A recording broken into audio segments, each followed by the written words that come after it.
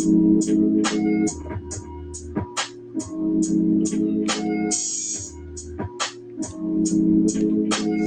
right. What's up? It's Reality Check Virtual Radio Fish Fry Friday. Coming back at you as we do every week. Last week we were gone, but you know, shit happens. I just want to introduce real quick the lady of the house, the queen in the building, Miss Pettiotto. Miss Pettiotto, how you doing today? I am doing amazingly well. It's it's good to be alive. It always is. Not all the niggas made it, and I was almost one of those niggas that didn't make it, but That's I'm here.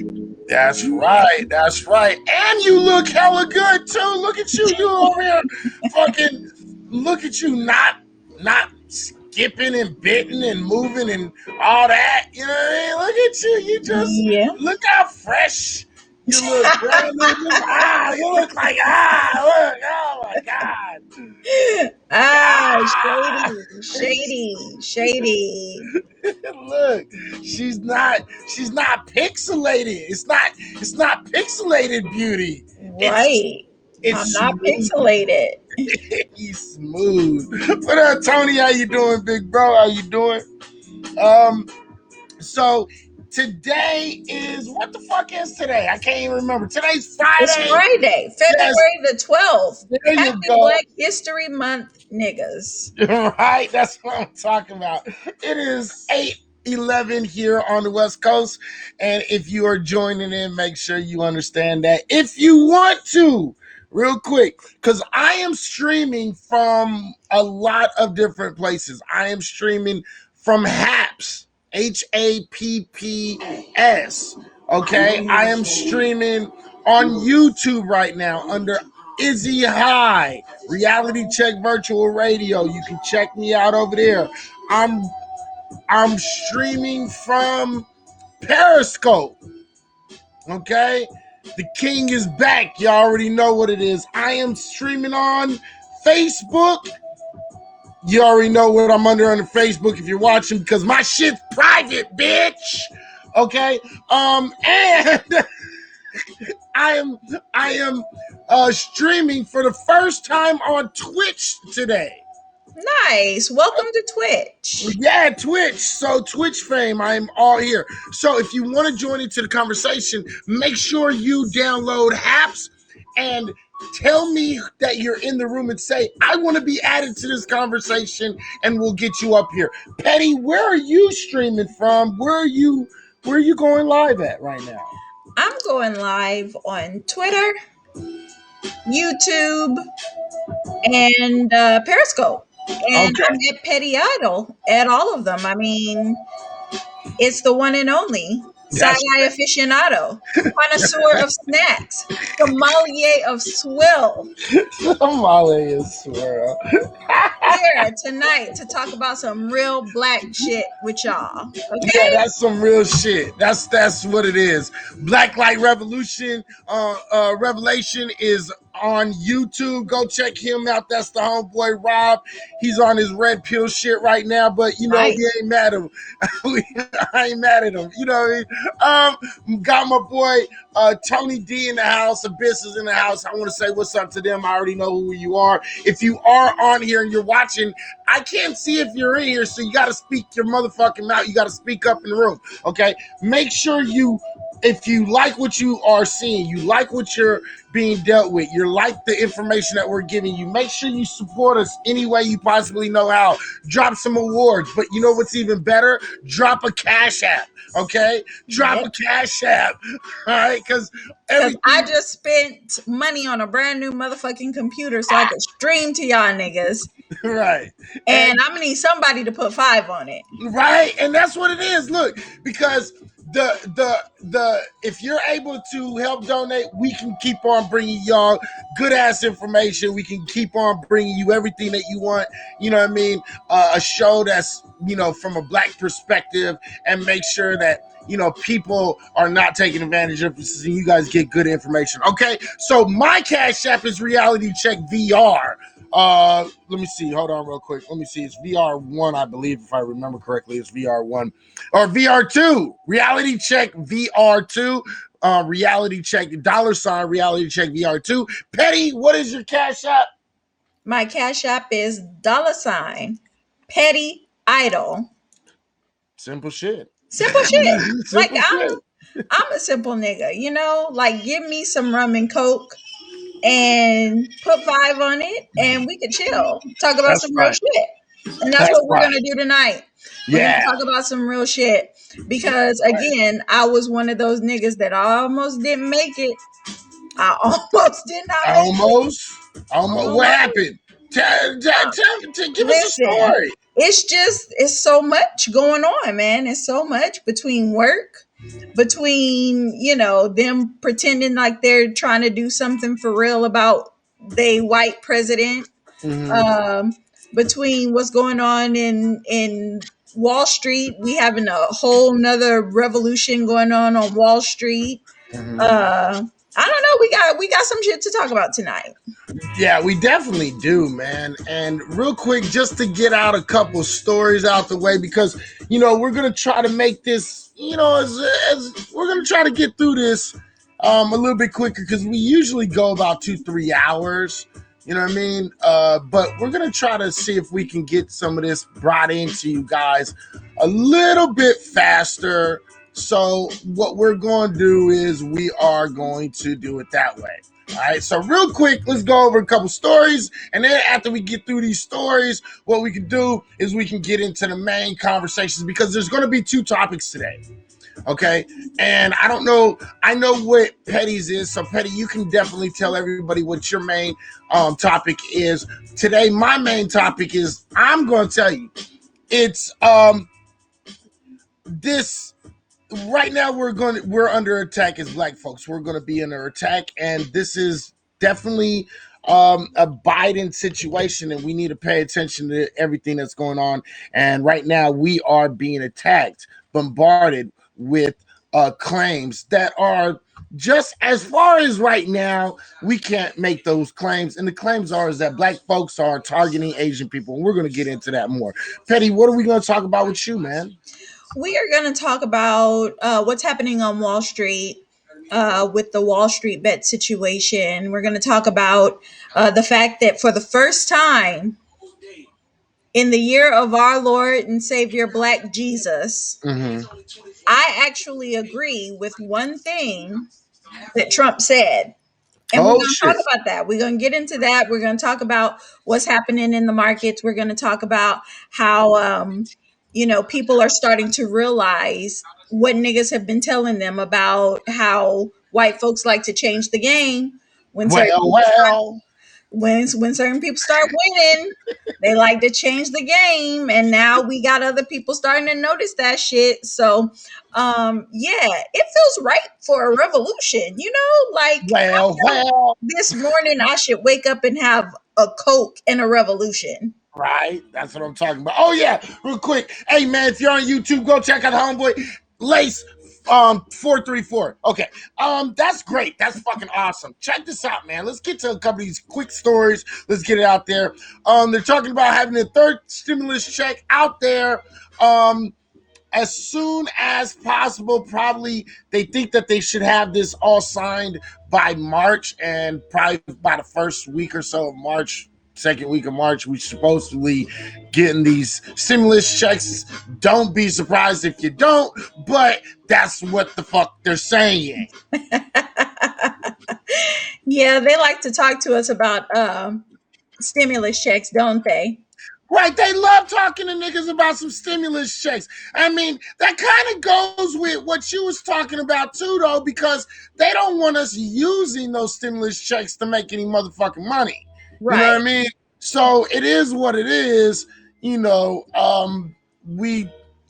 is what it is. They don't want us making any money with that shit, but right, we gonna get them soon. So go make some money with that shit. Go make some money, niggas. I mean, it's literal money falling out of the sky in the markets, and they're mad about it, yo. Right, absolutely, absolutely. All right, next story, and we're gonna just jump through these real quick. Next story is real quick. This happened before. We already seen this happen before. A lot of people don't really know, but I'm going to tell you. A black woman who shot a Jacksonville police officer thinking he was an intruder in her home is trying to get charges dropped. She is currently in jail, no bail, because a police officer came into her home and did not announce himself, and she thought he was an intruder, and she was trying to protect herself. And again, this is coming from a state that has the stand your ground laws. And for some odd reason, whenever stand your ground comes around, it don't never help black folks, and we always go to jail for some shit. Yep. I mean, everybody has the right to stand their ground except a nigga in America. That it's really starting to get at this point. I'm not even gonna lie, man. And this shit is getting annoying. Ladies and gentlemen, can black people please take advantage of the the stand your ground law? This is the point of not motherfucking, black folks not getting what we deserve. You know what I mean? And the thing is I want y'all to understand something, that if we aren't able to take advantage of all of the laws that we have, then guess what? We not free. Yeah, Okay. no, until and the truth of the matter is that we've long since screamed the refrain that none of us are free until all of us are free, right? And that's been Absolutely. something that black people have said and people of color have said for a really long time. And I think that at this point, with what's happening, with the government, what happened with the Capitol riots, what happened on Wall Street, I think people are starting to figure out that, oh, that means us too. Right. Like white people are starting to get the fact that we're talking about y'all niggas too. Like y'all fed into the lie that, yeah, you might not own land, you might not be rich, but at least you better than a nigga. And they're starting to go, I'm Manuta Bitten. Like, hang on a fucking minute. Right. What is the purpose of being white if I'm still poor like niggas? Like, how am I Right. better? Right. That's real shit. Like, That real yeah, shit. it's So crazy. that is kind of crazy. So, whatever. I mean, look, at the end of the day, I hope this sister get out, because at the end of the day, she deserved to get out. It's clear self-defense. Let's not play no game. So it is what it is. All right. Yeah. Let's go to the next one real quick. This is going to be real short, and I know a lot of people ain't a comic fan, but I am a comic fan. So if you're not a comic fan, suck my dick, because this is still good. Okay. DC, okay, is actually taking on the Milestone superheroes. If you don't know who Milestone superheroes are the people who created things like Static Shock. Okay. Okay. Static Shock the comic. Okay. The Milestone was really big on bringing out black characters. Milestone was really big about bringing out black artists and everything into the comic game, and now they're being brought in to the DC network. So a lot of these comics are actually going to come back alive. We haven't seen Static Shock in years. We haven't seen a whole bunch of Milestone characters in a lot of years, but now they're going to be bringing into the fold of DC, which also lends a good hand to seeing some of these characters, probably a lot of these characters, in the DCEU and the DCAU, which is the DC, the DC animated universe and the DC extended universe. Okay, so Okay. this is, Well, I mean, does this mean that, they're going to start doing more movies about these characters, or what does that mean? and that's what everybody's pushing pushing for, because a lot of people want to see a Static Shock movie. A lot of people want to see, more black characters in the spotlight, especially on DC side, right? Yeah. And so you got the Black Panther on the DC side, and a lot of people would really love, on the Marvel side. So a lot of people would really like to see, as the first standout black character on the big screen, maybe a Static Shock, movie. That would be awesome. Right? Okay. And what does he do? Like scoot his little feet across the carpet in socks and then shock you? I mean, is that a superpower? Because dope, but also I have that superpower too. Yeah, well, the fact of the matter is, it's something like that. Just imagine more like, I don't know, you're scooting your little feet across a fucking major generator and a whole bunch of fucking lightning comes out and you're able to fly and all these other things. So, yeah. Okay. All right. So it is what it is. Definitely check this shit the fuck out. Hey man, I can't wait till this shit happens, because oops, sorry about that. I did not mean to do that. I'm a huge Milestone fan. I love Milestone, and I love the characters that they came up with. These are black characters that are fucking, awesome. They're awesome. Yeah. Right? I've never really been able to get into like characters, like even with all of the Harry Potter shit that's going on, and you Fuck have Harry like Potter. Who gives a fuck about that fucking pencil dick motherfucker? no. I'm saying for shows that are about magic and like superheroes and things like that. Oh, okay. Well, look. I've never really been able to get into it because I'm always thinking to myself, nigga, where was you during slavery? Right, You know? look. At the end of the day, look, I am not into watching Neanderthals that know magic. Okay, that's just not what I'm into. Okay, so Harry Potter doesn't really, do anything for me. All right, Right. so yeah, fuck Harry Potter, but we got some superheroes and they badass, and hopefully everybody will start being able to see them. Yeah, I mean, I'm all for it. I've just never grown up like reading comics or anything like that. Well, you're not a black nerd, okay? Bye. Okay. You're right. Mr. Terrific is my favorite. He's the brainiac. I love Mr. Terrific too. Mr. Terrific is actually really, really fucking cool. So yeah, I'm with you. All right, next story real quick. Because you're fucking terrific, Abyss. All right. Next story. I got my name back. David Chappelle announces his return of his comedy show on Netflix, because finally Netflix did the right thing and they're cutting that man a check. He deserves it. That's what it is. So go Dave Chappelle. You know what I mean? I'm rich, bitch. He's rich, bitch. Listen, and rich niggas know how to use their power too. And he sure did. He said, listen, I'm not asking Netflix for shit. I came to the people and I said, don't watch it. Right. It's my show and I'm asking you not to watch that shit. Right. Absolutely. And we all happily obliged. Right. And now this man is even richer. That's real shit. I'm not gonna argue. Not gonna argue that. All right, got two more stories. Then we can kind of get down to business and we can talk about what really fucking matters. This one's really quick because the fact of the matter is, we all know that fucking Tucker Carlson is a fucking piece of shit. We can all agree on that, right? Pause. Okay. Where the fuck is his bow tie? Who, Tucker Carlson? Yes, he's always in a bow tie. I don't. Maybe he was feeling a little bit fucking risque today. I don't know. I don't know. Okay, fair enough. Carry on. I don't know. Have you actually seen this shit? What he did? No. Oh shit! Tucker Carlson went on his fuckery tour today. It was cool. Yeah, he went on a fuckery tour. It was it was very funny. Basically,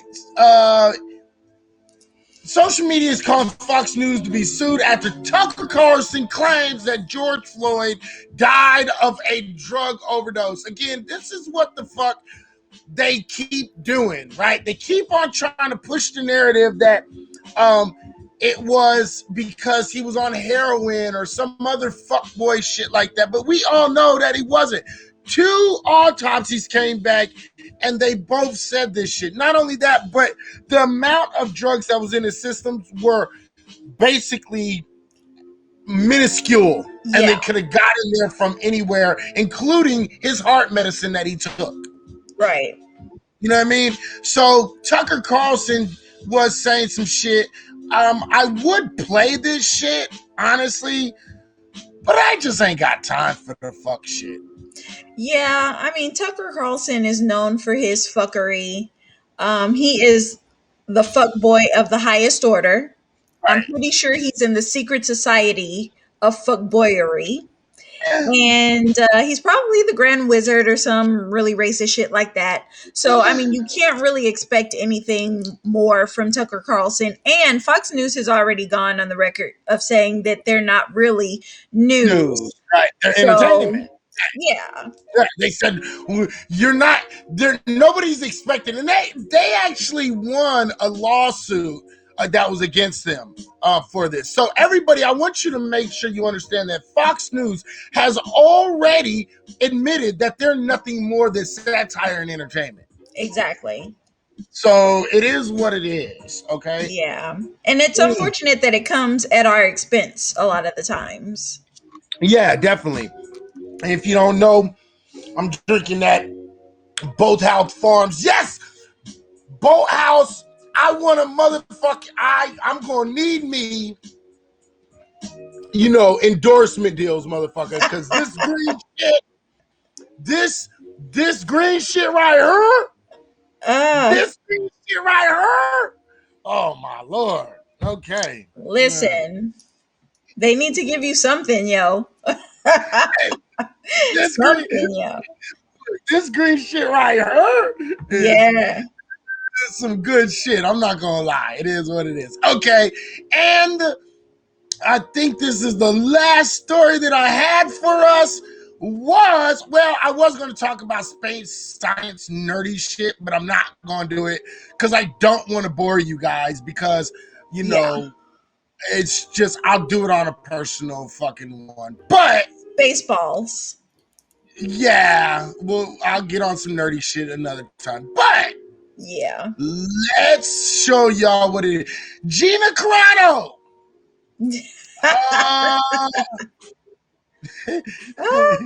Go Tony. I got my Crown Royal Peach for the weekend. Look, turn I got my hand the fuck up. I got my Hennessy and I got my Crown too, so it's all good. It works out. So Gina Carano strikes back after Star Wars implosion. Again, Gina Carano is a Trumper. Gina Carano says some really. No, I got man, did you not just hear me, you deaf Negro? You know what? Hennessy, nigga, dude, what the fuck? I'm black, nigga. I am stereotype black, nigga. Okay? I will be that stereotype right the fuck now. I am a Hennessy drinker, nigga. I will never stop being a Hennessy drinker. Stop it. Okay? Nothing to see here, folks. All right, nothing to see here.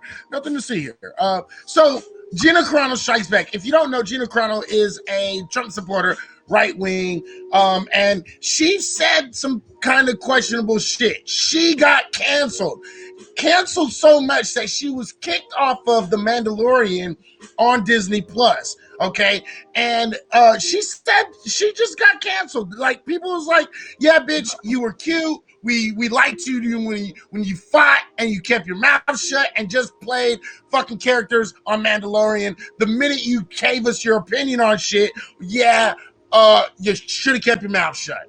And you're out of a job. You know what I mean? She is a racist Italian. She is one of these racist, weird fucking Neanderthal Right. Okay. And shout out to Tony. Thanks for the LOL award. I'm glad That's you're making me laugh on a fucking Friday night. I mean, right. We yeah. got it. Yeah, because if we wasn't making you laugh, then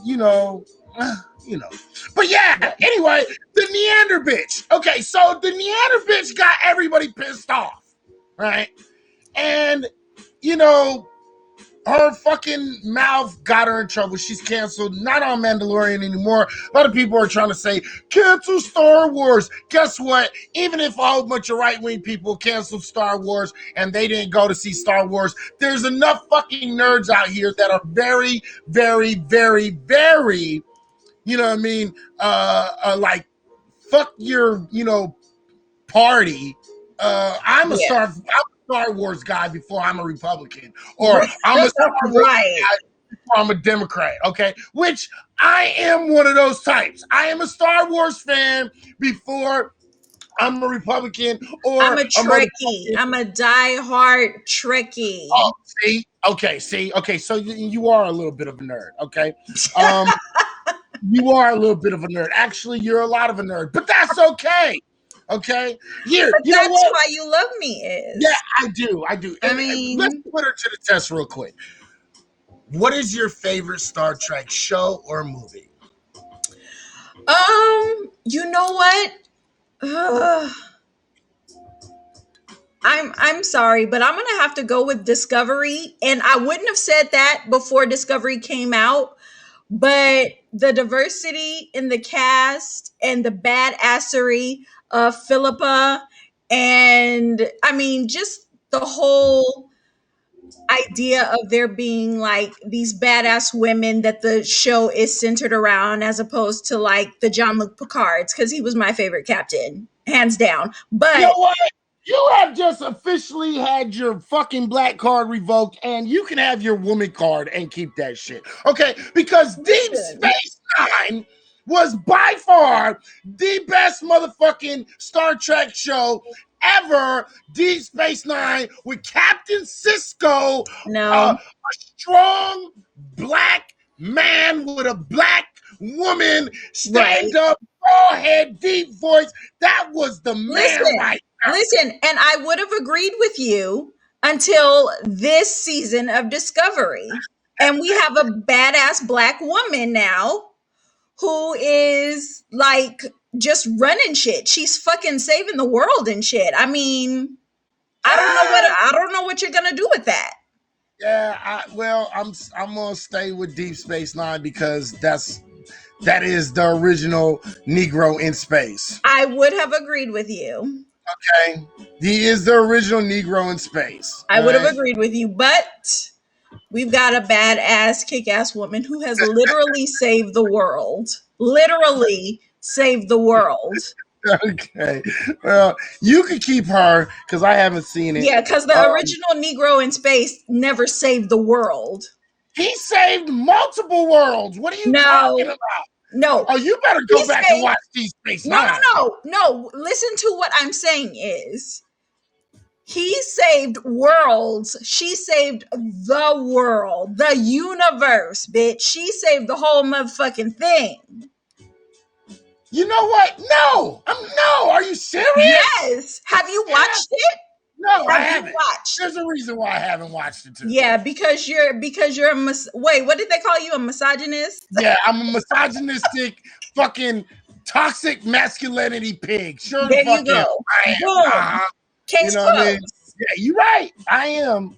And I'll take that shit. There you go. I'm supposed to be masculine. I'm a man. Boom. Okay. There you go. All right.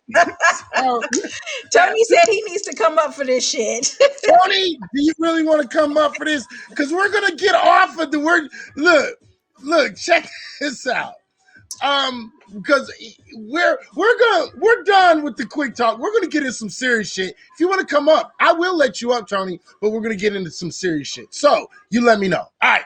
So what do we want to do first? We want to talk about since we know we got since we know for a fact we got some stimulus is coming. We're only Okay, I'll get you up here then. Don't worry about it. Since What you does that say on your screen? Read it. uh can't comment on Discovery until you sit down and watch it all. Boom! And I didn't even say it. I didn't even say it. You know what? I will watch it. I will give it a chance. I've caught up on everything else. There you go. I've caught up on everything. WandaVision. I've caught up on, everything really. I'm really so. I will definitely watch it. Okay, then we'll talk. I will watch it. It still ain't gonna be better than fucking. It's still not gonna be better than motherfucking Deep Space Nine. Deep Space Nine, but okay. But it might be able to, it might be able to fucking get a second place. Okay. I don't know. But that's a lot of work because Jean-Luc Picard. Tell the both of you. You know what I mean? Let me tell the both of y'all something. Lord have mercy. Okay, let's look at this. Look at you know what, Eddie? You know what, Tony D? If you say anything other than Deep Space Nine with your bald-headed ass, you know what? I'm kicking you off here. So go ahead. Let's hear what you gotta say. You better not. Petty, how you doing, lady? Izzy, what's good as always? What's good? I am a Star Wars and Star Trek motherfucker. All right, I watch both. Next Generation was the shit. Have you watched Discovery? I did watch. I just finished watching the first season of Discovery, and I'm gonna tell you something. They started losing me for a minute, but I know what you're saying about the women having power. I got all that. Okay. Why did they lose you though? Huh? Why did they lose you? Because a lot of Star Trek that we're looking for right now is action. We got the storyline. We know you're going to meet other worlds. We know you're going to deal with other people. We're trying to see some action. Discovery was good because they were jumping through time and doing dimensions and going across space. I got all that. But Next Generation was the absolute shit. Yeah, I did. I watched the season of it. I'm just saying. Okay, so people are saying fix your mic because they can't barely hear you. They're saying that you sound like a girl with no man lungs. No, the fuck I don't either. And when I broadcast, I put my Cash App and my PayPal up. Fuck the both of y'all for putting your money up there like that because I want my shit too. Listen, I can't hear anything he's saying though. I can hear him. I hear him. He's saying, the next generation, right? Next generation. I can't hear you. No. I'm talking to Tony. Can you hear me now? Can you hear me now? I can't hear you. Can you hear me now? Can you hear me now? No, I can hear you. I can hear you. See, I changed my devices and shit, but I'm gonna just go ahead and let y'all know. I did watch the first season of Discovery. It was alright. But I see what you're saying about the women having power. I got that. And also, y'all can hear me though, for real, right? I can. Okay, good. Now, as far as the first black in space, you're wrong, B. You know that, right? Who? The LaForge Goldberg. Whoopi Goldberg. No, Whoopi. Look, listen, first off, Whoopi was a barkeeper, okay? LaForge was, he was not, I'm talking about a captain. We saw a black captain. Okay. We're not talking all these sub fucking parts and supporting characters, yeah. I mean, he was a captain. You got niggas working for you in space too? I mean, I'm just saying, Guyton was from another planet. She was from a whole nother, and she had like the super shit that motherfuckers didn't even have yet. Y'all know Guyton was the shit, right? She was cool. She was cool. Yeah, an engineer, right? So, yeah. Come on. Yeah. LaForge was the engineer. I know, it's like, yeah. He said, he was the most important motherfucker on the ship. Stop it. He was blind, bro. Not impressed. I'm saying, Lando Calrissian was the only nigga why you on Star Wars. Put the black man in a motherfucking hair beret? for glasses. Okay? Not impressed. You're wrong. I'm just gonna say that you're wrong for that's that. like the Halloween costume for all Tell Black me kids for that a while. man was not in a hair beret. Before I Black mean, it was a fancy hair band. It was not fancy. Stop that bullshit. It was fancy. It was glitter on plastic. No, it lit up like Kit's little thing. Remember it would light up. Hair beret. Listen, Glow in the dark again, hair beret means nothing to me. Okay, not impressed. Hell no. I Okay. wasn't gonna stay up here too long. I want to chop it up with y'all for real. Can y'all hear me for real now? It's just your volume is low. It's low. You might it's low. We can hear you, but it's low. We can hear you because I changed my devices twice, but it's all good. As far as what y'all was saying earlier, I did see the story on the old girl from Mandalorian. Mm-hmm. I ain't got nothing to say. It just is what it is. Period. The stimulus check. Always remember, and Petty, I was telling you this last year. The original plan for the stimulus check was there was supposed to be 4 of them. And I know when you said you agreed with Trump on one aspect, here's an aspect people forgot. Right before Christmas, when they dropped the check down to like $1,400, Trump was pushing for 25. People don't remember that for real. No, he was pushing for 2,000. No, I saw 25. I did see 25 on CNN. Straight up. Oh, all I saw was 2,000. Yeah, I saw 2002. The thing is look, I don't argue with that. They're pushing 1,400 checks right now because they're saying the 600 was the down payment, like Biden said, and then they're saying the 1,400. But what a lot of people don't actually know is they're talking 1,400 plus 1,400 for each child too. That's what Biden is actually pushing for now. So that'll help out. And Biden's pushing for more money for dependents outside of the stimulus check too. I did see that up to $3,000 monthly, 10 payments. Was it $3,000 monthly? It's $300 monthly for 10 months. Yeah, I did see that. Yeah. I'm all for it, man. There's people out here struggling for real. All bullshit aside, you know what I'm saying? Mm-hmm. Absolutely. So since we're on that whole thing, let's get into it. Petty, I'm gonna put you on the table. You talk. Give them this information because this is some kind of serious information that you're trying to give out. So we were talking about a very serious movement that's happening right now in this country, and it is the Wall Street bets movement. Right. And a little bit of me died on the inside when I had to say to my television, you guys are fucking fake news. Because that's a Trump thing. I don't even like Trump.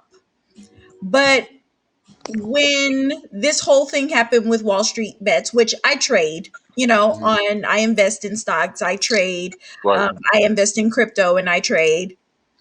We're going to get on that too. We're going to get on that one day, trust me. No, we're getting on that right now. We're getting on that right now. I got to get up in the morning. I got time for this shit tonight, man. Okay, then go to bed, Negro. Okay. We see you jumping in. Oh, shit. Oh, my God. All right. I ain't lost a dime. Go ahead. Listen, get some sleep. I understand. Here, everybody, let's sing Tony a lullaby.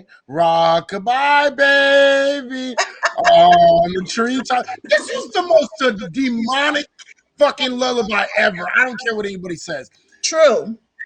It's fucking sick as fuck. Look at him with his peach Hennessy, Crown Royal.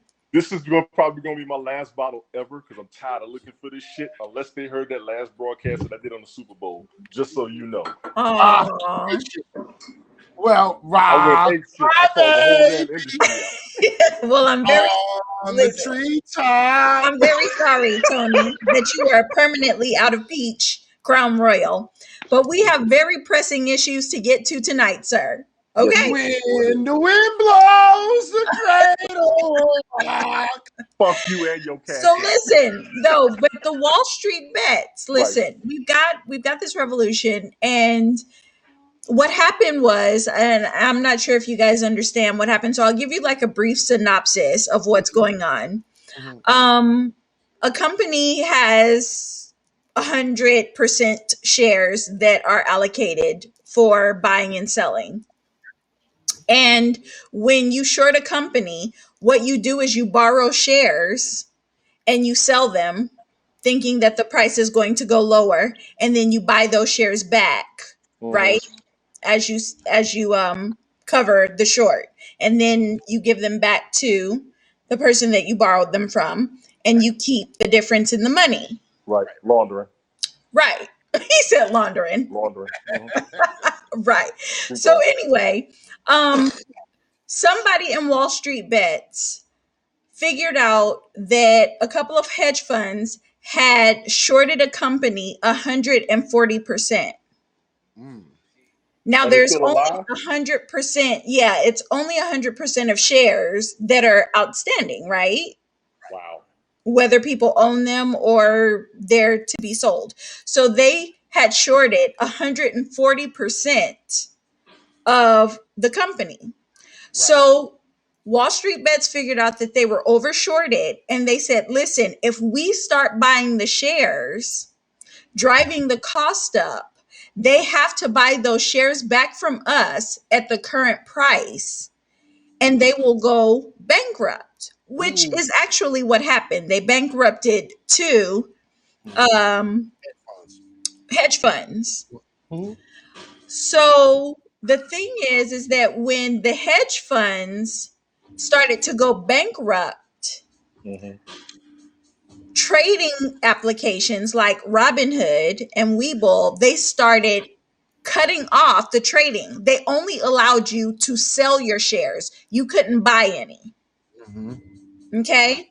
So if you're forcing people to only sell and not buy, then you are creating an uneven playing field. Absolutely. Okay? So while this is happening, it's dawning on these white people who are in here trying to make money that, whoa, when the hedge funds are making hundreds of millions of dollars, nobody's shutting down trading. Why are they shutting down trading when we're making hundreds of thousands and even millions of dollars? So that upset everyone. Now, the thing is that we've been telling people for decades that they like to change the game. Right. They tell you, oh, everybody can have the American dream. Right. If you want to, there's money to be made. Right. But when you start making that money, they change the game. Absolutely. You know? Absolutely. And this is what Black people have been saying for years. And now this is become a John Everyman thing, because now white people are like, I remember little murmurings of Black people saying shit like this, but I really wasn't paying them any attention because I thought, you know, they're just complaining niggas like they always are. Right. But this is real shit because I experienced it. So now we're in this situation where not only are people upset with the idea of classism again, they're realizing now that classism is a very big component of racism, and they're linked. And we have to destroy both if we're going to get this country back to where it needs to be. But the most interesting piece of this story is this, and I'm about to play this for you guys, and we're going to talk about it because I think it's the most funny thing. Because so real quick, Tony, I'm not gonna drop you down. You're still on, but we're gonna make room for the screen so she can play this. So I'm gonna bring you right back up after the video plays. Okay. So all right, go ahead, keep on going.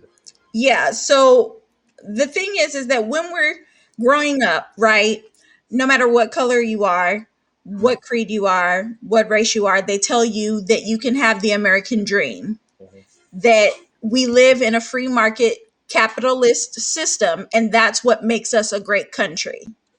Right? Okay. So let's take a look at this. And again, I want y'all to make sure y'all remember that me and Petty have been talking about this for the last 6 years. We've been telling you guys every time they do something, we catch up. they change the game. We catch up, they change the game. We catch up, they change the game. And people always told us the same shit. Oh, you're bitching, you're moaning, you're complaining, blase, blase. And again, now it's happening to white folks. And once white supremacy starts affecting white folks start having a problem. So go ahead. Right. Okay, so I'm going to play this so that you guys can hear it, and then we will talk about it. All right. Maybe you're learning here. Maybe it's fun, fine. Maybe it's a movement. But be prepared to lose 80 to 90% of it. And if it's still worth it, then have at it. But the biggest loss of capital here will be the human capital of young men who are sitting and staring at their phone and watching the price of Bitcoin or the price of AMC. And ask yourself, would you be better off taking that 1, 2, or 3 hours a day and working out, trying to form relationships with mentors, with romantic relationships, with people at work, getting great at something so you can be the person on the other side of the trade?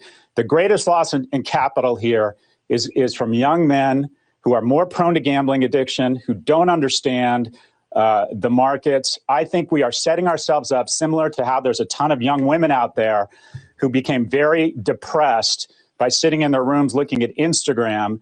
Self-cutting and self-harm skyrocket. I think you are going to see an explosion in young male depression, and I think a lot of it is going to be reverse engineered to apps that convince you you're part of a movement or physically addict you to your phone. Ask yourself, would your time staring at Robinhood be better spent somewhere else? That is the real capital destruction that is taking place here.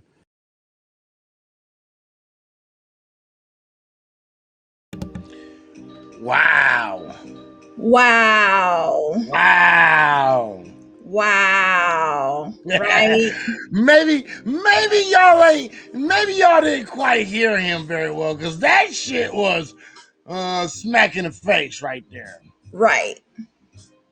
So the idea, though, that he literally said maybe your time would be better spent in a romantic relationship. Hey, get off your fucking phone, stop trading, stop trying to make money, stop trying to make your life better, and go fuck somebody.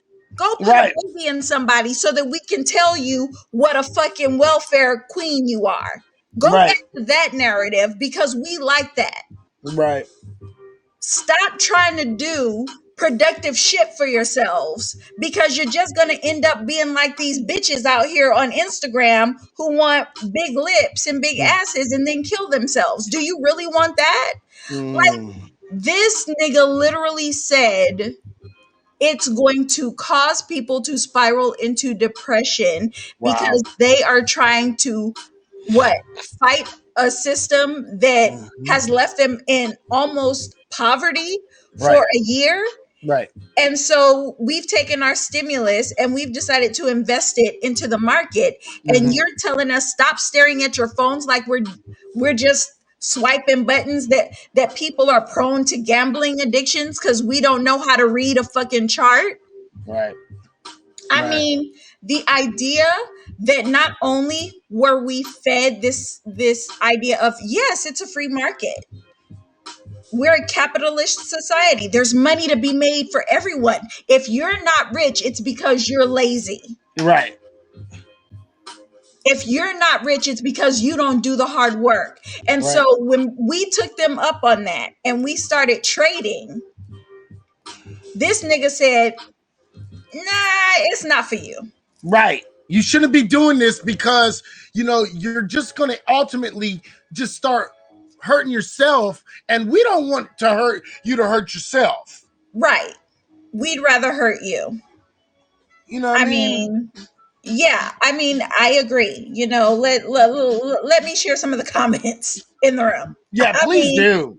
Because this is ridiculous. Like, the idea that you are really having people who are changing the game and have decided that what we're doing is not satisfactory. And let me just be honest with y'all. I've been trading for a while, right? And I've been seeing CNBC.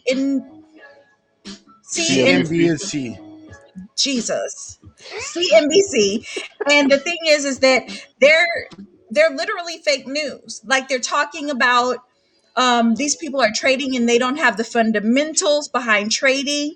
And the truth of the matter is that I've been trading for a while now, and let me tell you that these valuations of companies, some of them are good, a lot of them are bullshit. Right, A lot. right. You can see that from a mile away. You can see that from a mile away, straight up. Right, absolutely. So this idea that, you know, you guys, you're jumping into these markets, but you don't have the fundamentals, you don't know what to do, you don't know how to trade, you know, they're people, they're whole teams that do this. Stop it. It's not fucking rocket science. Anybody can learn how to read a goddamn chart. Right. And the thing is what's so funny is, you know, they thought that it was a misnomer. It was you know, just a blip on the wall when people were able to figure this out and shit. And then when black folks saw that black man in prison, you know, start making awesome trades and become a millionaire while he was in prison, you know what I mean? Black folks and even broke white folks started saying, wait a minute, if he can do it, right, I can do this shit. You know what I mean? And so it's really funny that this is what this is what they want to push. They now want to push this narrative that in some way, you know, if you're broke and you don't have, you know, a graduate or doctorate or some other bullshit degree that they see as a good degree, then you will end up screwing yourself in this whole game. Yet not understanding how much black folks, broke white folks, and everybody else have been studying the Forex market, crypto market. We, as young folks, actually have a better understanding of the crypto market than they do. You see what I'm saying?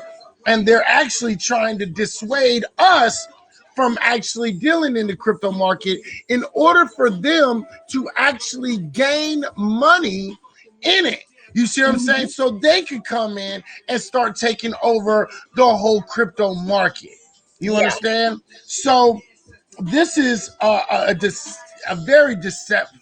It's really fucked up. It's a fucked up situation. I think these people are trying to take advantage of naivety, and I don't think it's going to work anymore, man. There's too much information in our hands with the internet. So. Yeah, and with that, I want to share this next video because it really like speaks to what's happening in America with this Occupy Wall Street that happened in what late 2000. Yeah. It really speaks to the idea that all of these moving parts are now starting to come together, and I think that this is the beginning of the end, you know, of this centralized market where the top 1% control all of the money. People are moving their money into Bitcoin. Altcoins are even doing better. Oh yes, the Jim Cramer. Another, thank you for giving me this. Hold on one second. That is a great video. On top of shit. Hold on one this second. Stays on top of shit. God, that motherfucker's so serious. Yeah, let me. Oh shit! Hold on. I'm trying to grab the link by copying it. And honestly, based on what he said right there, how could you not see that off of the movie Trading Places alone? Well, right. That's an old movie though. You know what I mean? But they're still doing the same shit and it's still working for them. You know what I'm saying? Oh, absolutely. Yeah. Yes. So let me share this, and then I do want to share the video because I've seen that video where Jim Cramer is talking about how they purposely short stocks, and I want to talk about some more in-depth things with that too, and how this whole fake news system is working, and how they've literally created entire divisions of like hedge funds to just like check on Wall Street bets and see what the chatter is and who's moving what stocks. Like they are literally monetizing our movement. Absolutely. And it's crazy. But anyway, this is the next one that I wanted to share with you guys. Hold on, let me bring it up.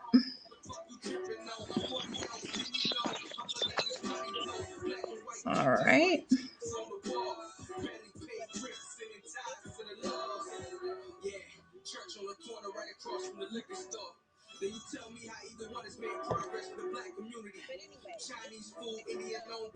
Okay, so turn that up a little bit more. We can barely hear it. Might have to replay it, start it over, and then play it again. And real quick, I'm gonna take this down and then put that as the number one. Because if we can barely hear it, I know they can. Yeah, I can't hear nothing.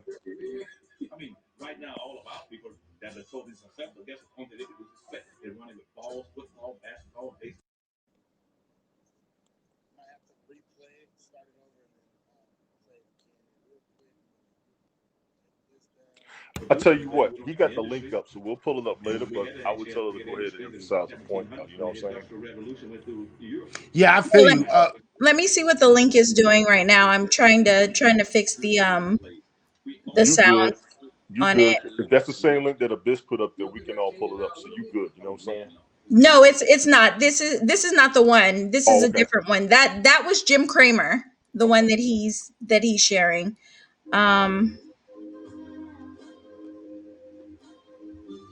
Let me go to the.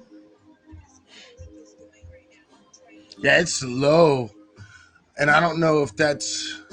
Hold on, I'm trying to. Okay, let's try this. Hold on. Here we go. Yeah, I can hear. Yeah, there it goes. Now it goes. Volume just went out on it again. Wasn't so crooked. That's what we're dealing with today in America. Restart it. You're looking at a red meat issue right here. This is an issue everyone wants to get behind. I have Antifa. But yeah, so screw Robin Hood. They stole from the people and they gave to the rich, as the great Dave Portnoy has said. It would be hilarious if it wasn't so crooked. It would be hilarious if it wasn't so crooked. But that's what we're dealing with today in America. Double standards. You're looking at a red meat issue right here. This is an issue everyone wants to get behind. I have Antifa guys here just being like whispering, like, yeah, I'm cool with this. This is good. This is good. If you could get both sides of this divided country behind an issue, what the hell are you doing? If you're an insider on these funds and the hedge funds, reach out to Project Veritas. Reach out to James O'Keefe. You got a lot to say. They have a lot they want to publicize. So get your information out there. Get your inside information into the hands of real journalists. And you can message them on Signal 914-653-3110. Be brave, guys. Be brave. Hold it up. Here we go, guys. Take photos. I thought there was like a love note on here for a second, so I just wanted to be careful. So, you have people actually out there really, I guess, pushing this issue of Wall Street bets and how, the elite are stealing from John Q. Everyman. Right. And the idea that, we have people finally coming together and understanding that they use race to divide us, because if we come together, we start disrupting their money systems. Right. And I think that that's exactly what we saw with the Wall Street bets, that people who had their $600 stimmy check, and I started seeing it early before we even good message, bad target, huh? Yeah. But it's like I saw the messages going out even before we got the stimulus. They were saying, listen, when you get your stimmy, invest it. I know I was telling people $600 isn't going to do shit for you. It's not. I mean, I live in LA. If you live in a place where $600 can cover your rent, then you're living under the bridge. That's what that $600 is covering. A nice covered under the bridge living situation. That's all it's covering. You're not paying no bills, nothing. So I started telling people, take a part of that and invest it. And everyone was pushing this message. And because it became such a big thing, they decided to change the rules. And this is the thing that is really fueling this sort of revolution that's happening. And I think that this is the beginning of the end of centralized finance. I think it's the beginning of the end of the control, because I literally watched CNBC have their news anchors sit there and lie and say that this was nothing but a gamble. And they tried to make it seem like, oh, there's no value in these stocks. And that's the same shit that they said about Bitcoin. Same shit that they said about Bitcoin. It's gambling. What is Bitcoin? That's the same shit. Now they're reporting on it because it's breaking highs all the time. That That's the motherfucker's same off shit. the chain. You're right. Right. That's the same shit that they said about Tesla. It's Yes. oversold. It's overvalued. I don't see Tesla. I mean, it's just a car. Mhm. It's just Yeah, a but car. and because they was telling us what Tesla was, and we weren't doing our due diligence for studying it, and they knew it. So instead of not realizing that it's not just a car, it's actually what makes Tesla so, so worth its money is the battery. The Right. Yeah. batteries for the electric batteries. That's what makes Tesla so important. It's Right. not the car. The car is whatever. You know what I mean? Yeah. It's the battery. They So got an electric 18-wheeler. You know what I'm saying? right. The damn tractor trailers are electric. That shit is. That's I what should have it put money is. on that. That's what it is. Yeah. So no, I get you on that. What else, man? Because I know you got one other. Don't you have like one or two more videos? Because I know you did. Yeah, actually the one that Abyss just shared, I'm trying to pull it up, but apparently it's been deleted. So that's crazy. Um Oh, really? yeah, because I just put it in, and you know how it usually says paste and go, right? Yeah. Right.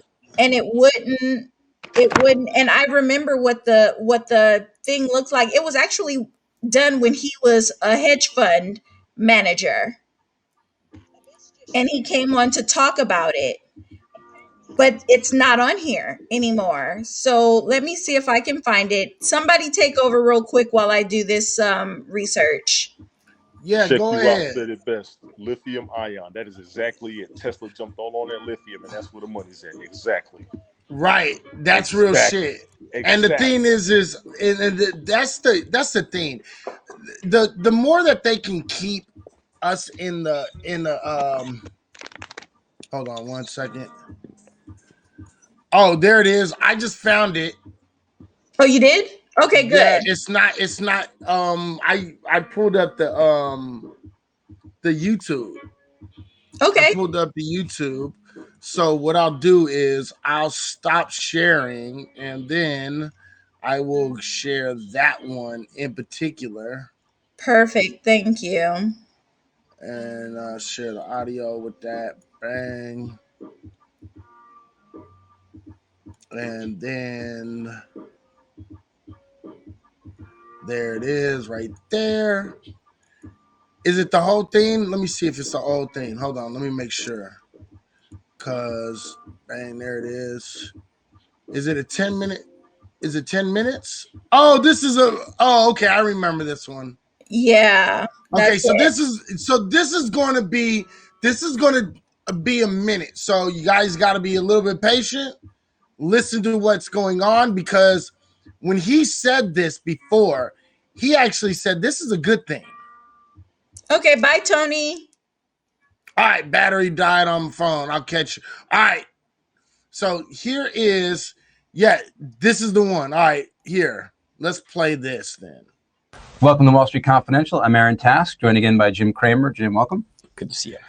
Thanks for being here. There's a lot of economic data out today, but I want to talk about something else first. Again, today we have the misdirection from the futures. The futures pointing to an up market, and as of right now, stocks are down again. Is this just because it's the holiday period that we're seeing this? You know, a lot of times when I was short at my hedge fund and I was positioned short, meaning I needed it down, I would create a level of activity beforehand that could drive the futures. It doesn't take much money.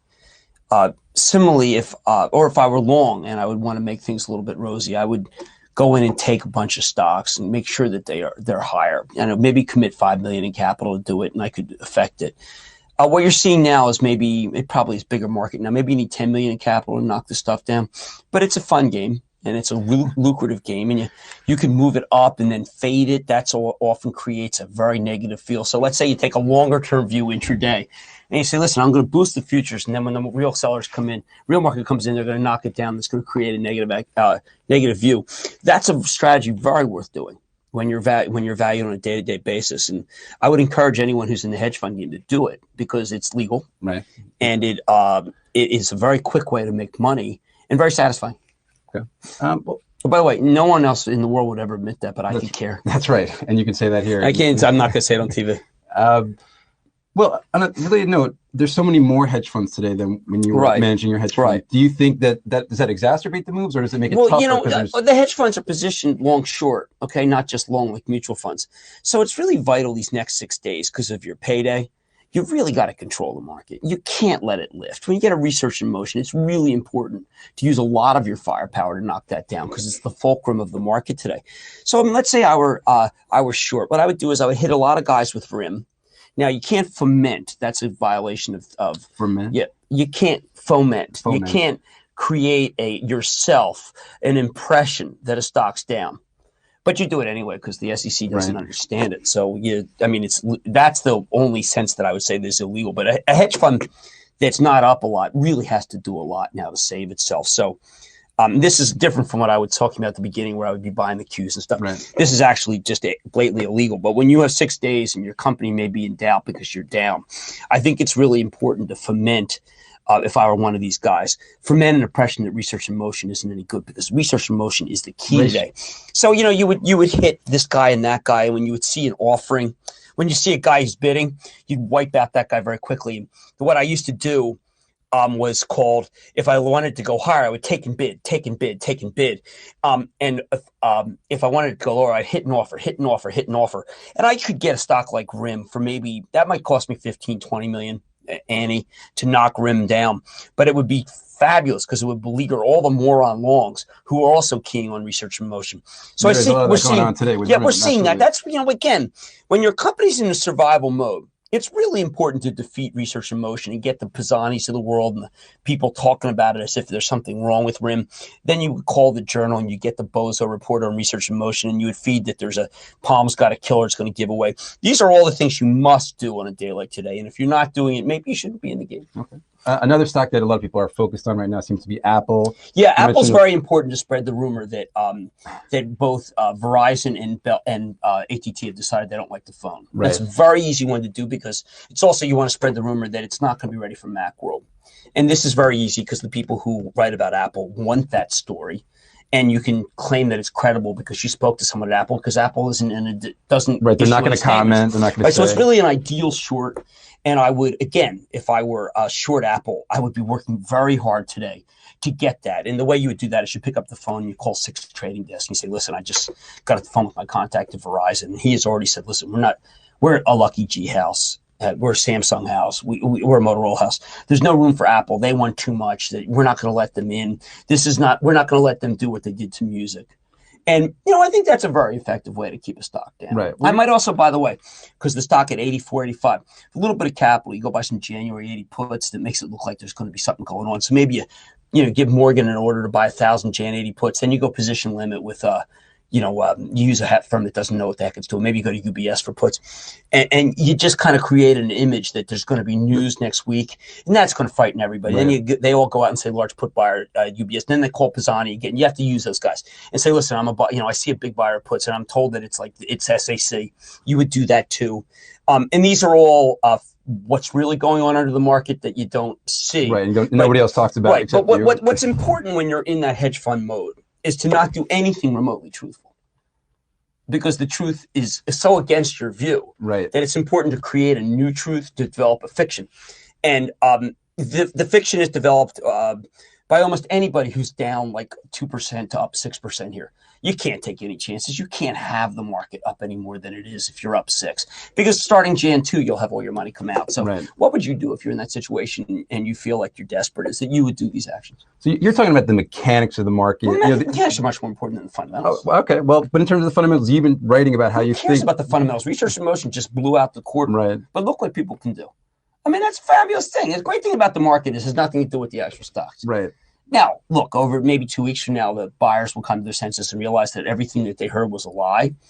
But then again, Fannie Mae lied about their earnings for $6 billion. So, right, and Bristol Myers lied. It's just fiction and fiction and fiction. And I think it's important for people to recognize that the way that the market really works is to have that nexus of hit the brokerage houses with a series of orders that can push it down, then leak it to the press, and then get it on CNBC. That's also very important.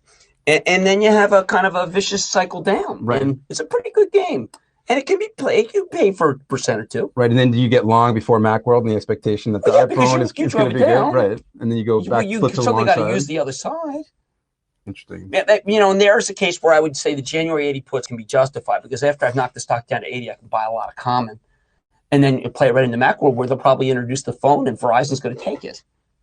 Okay. Well, maybe the fundamentals don't matter, but let's talk about the Fed. Remember, what Wall Street Confidential is not giving you the party line. Oh, here's the party line, by the way. I spoke to Apple the phone. I hear the phones are good, and Verizon might take it. And as a matter of fact, the research in motion sellers, I don't think they know what they're talking about. But you've been writing about the cell phone market. You think you don't want to be involved in that. The problem with the cell phone market, frankly, is that these guys are all killing each other. Someone has to take a dive. Motorola and Nokia have to get in a room and just fix price. They've been reluctant to do that because of the various justice departments and because it's illegal, right? Yeah.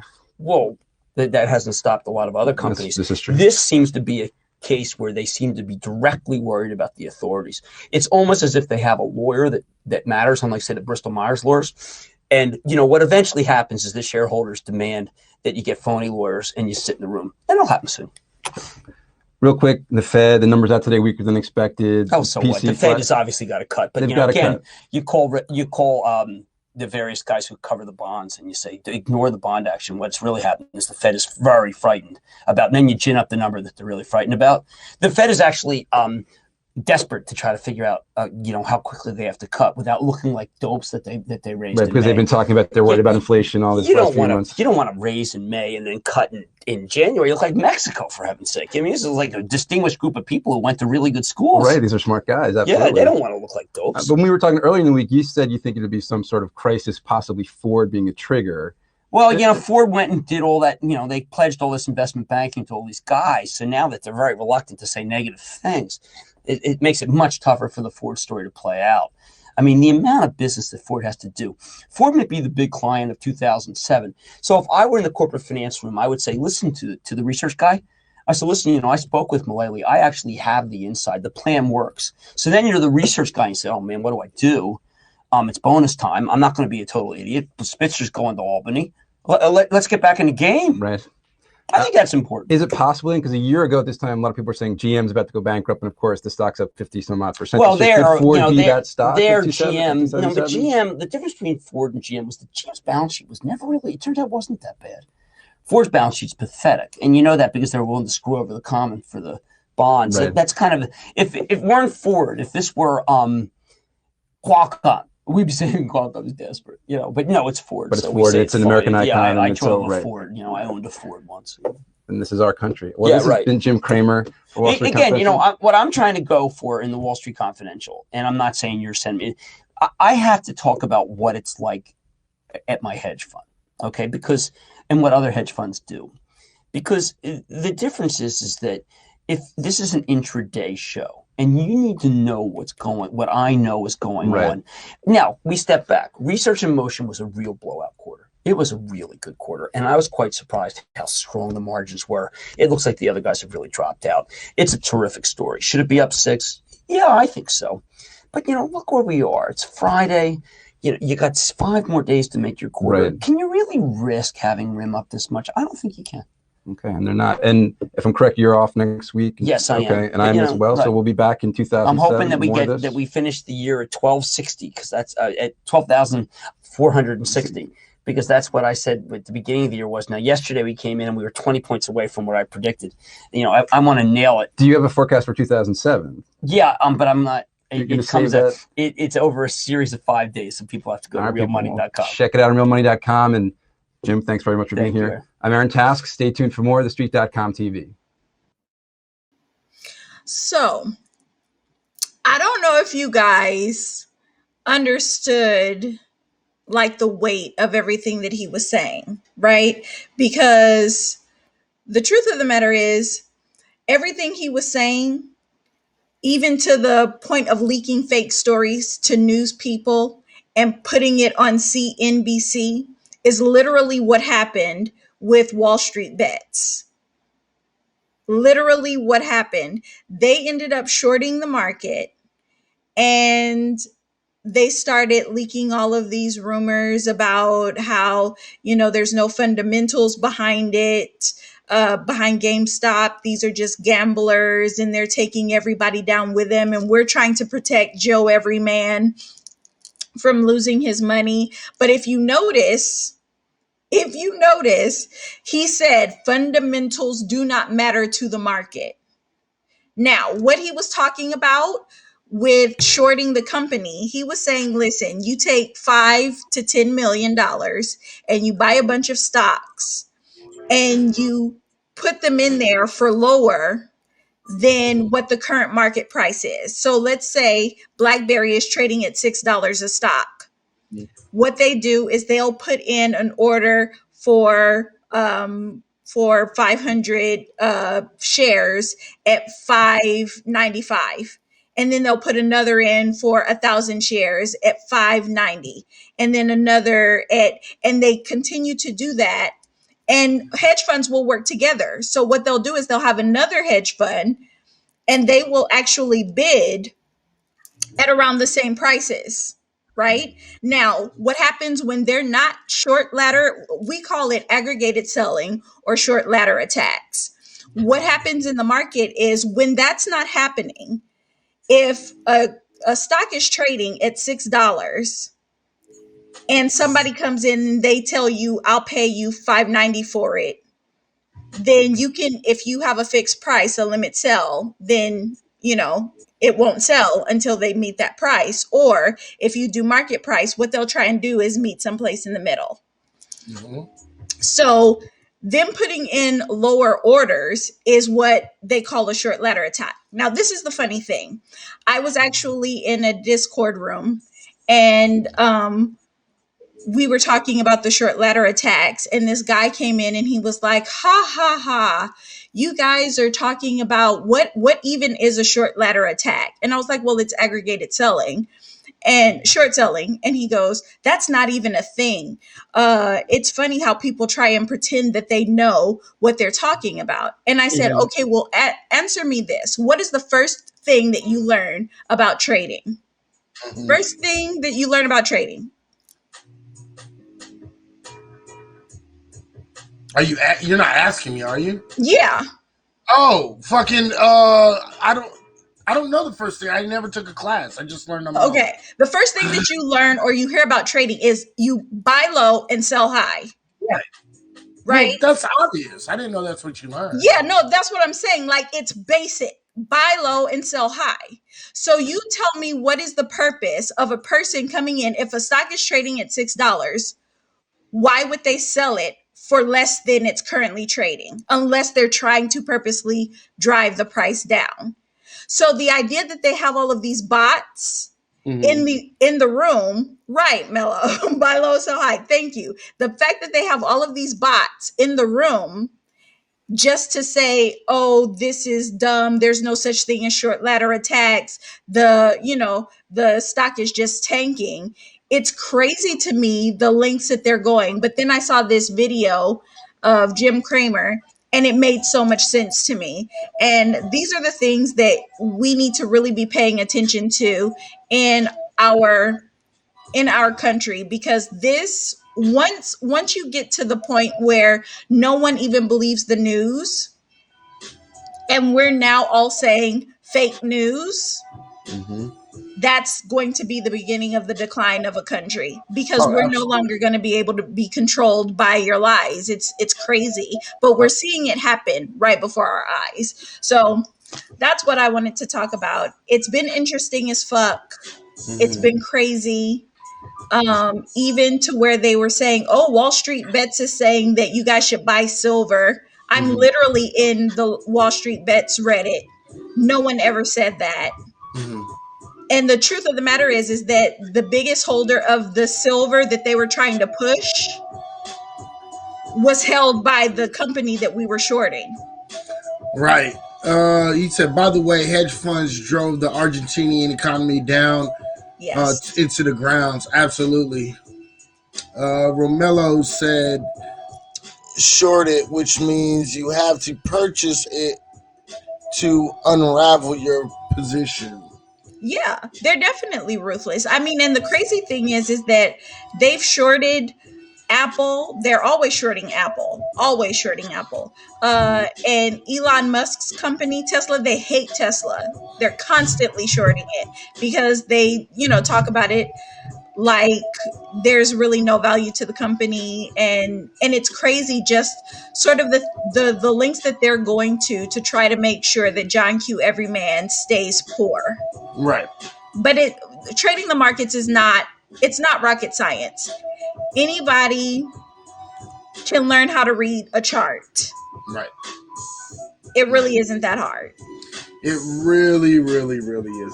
And you heard Jim Cramer, the screaming man himself, say, fundamentals do not matter to the market. Right. You heard him say it. Right. The same man who's going to sit on CNBC and tell you, these people have no fundamentals. They're just trading like they're in Vegas. Absolutely. Yeah. So.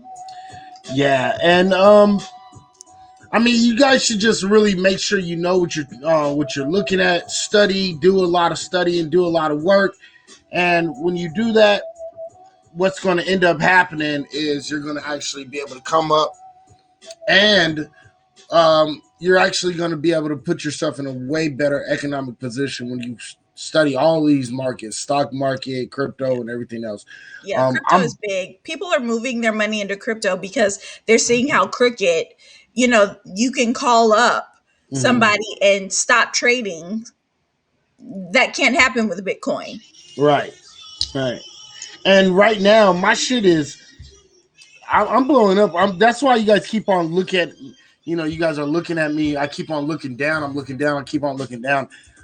It's because I keep on getting all these I'm getting these updates on my crypto, and it's like plus 20, plus 30, plus, you know what I mean? Like, so I'm like, right now, my shit is skyrocketing right now. So I haven't even checked mine. I don't have alerts set on my crypto because I use crypto like a bank. I only keep so much money in my bank. The rest of my money I keep in crypto. If I have $5,000 in my bank account, at the end of the month, they're going to give me 50 cents.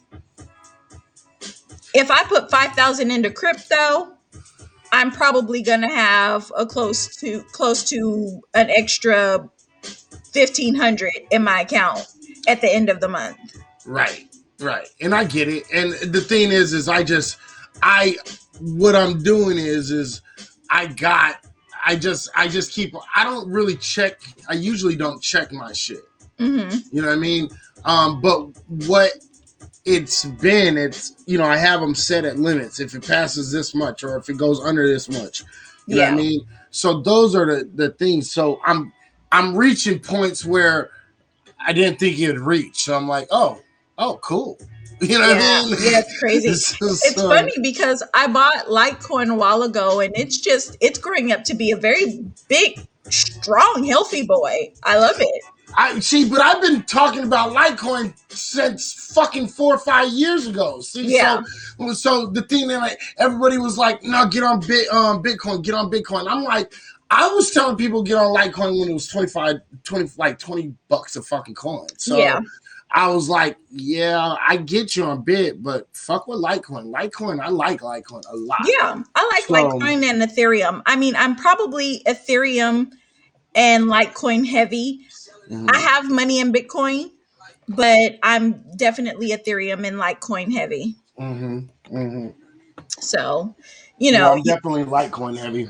yeah, you guys definitely gotta, again, if you have $5,000 sitting in your bank account, you're gonna get at best about 50 cents. And they're investing your money and making money off of it.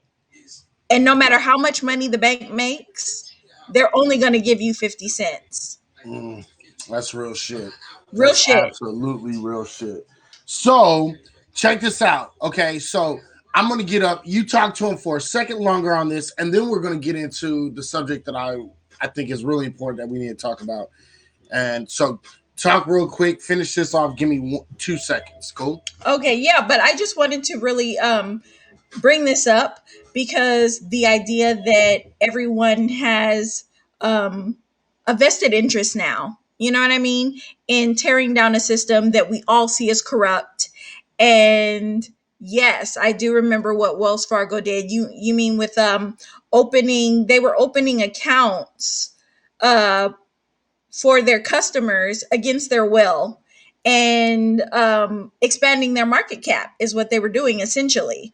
So, I mean, all of these systems are corrupt, but the truth of the matter is that while they're trying to make money off of your money, if you take your money and you put it into crypto, if you put it into investments, and again, I'm starting to lean out of the stock market because I used to trade stocks heavy, but I'm starting to probably liquidate those because I'm seeing that this corruption will know no end.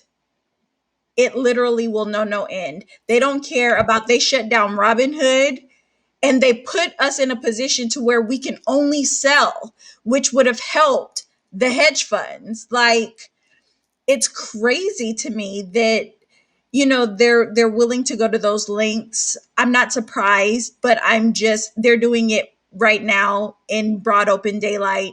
So, if you move it to crypto, you have more control over your money. Nobody, it trades 24/7, so there you go. There you go. And the truth of the matter is that while I know how to read a good chart, the only thing that a chart tells you is the history of what that stock has done. And at best, it gives you great entry points and exit points. You decide. All the market is speculation. You decide what you think that stock is worth. Period. I mean, hold on 1 second. Oh, they were doing a lot of this too. Canceling people's orders. I love my canceled orders screenshot for AMC. It's a nice snapshot of history. Yes, they were canceling people's orders. I still know people who have been putting money into, not putting money, but putting bids into the market for like GameStop at like, you know, $6,000, $7,000 a stock, and they cancel them and things like this. Oh yeah. I don't know. Listen, I don't know exactly um if he took a call. I don't know that to be true. This is a lot of the scuttlebutt.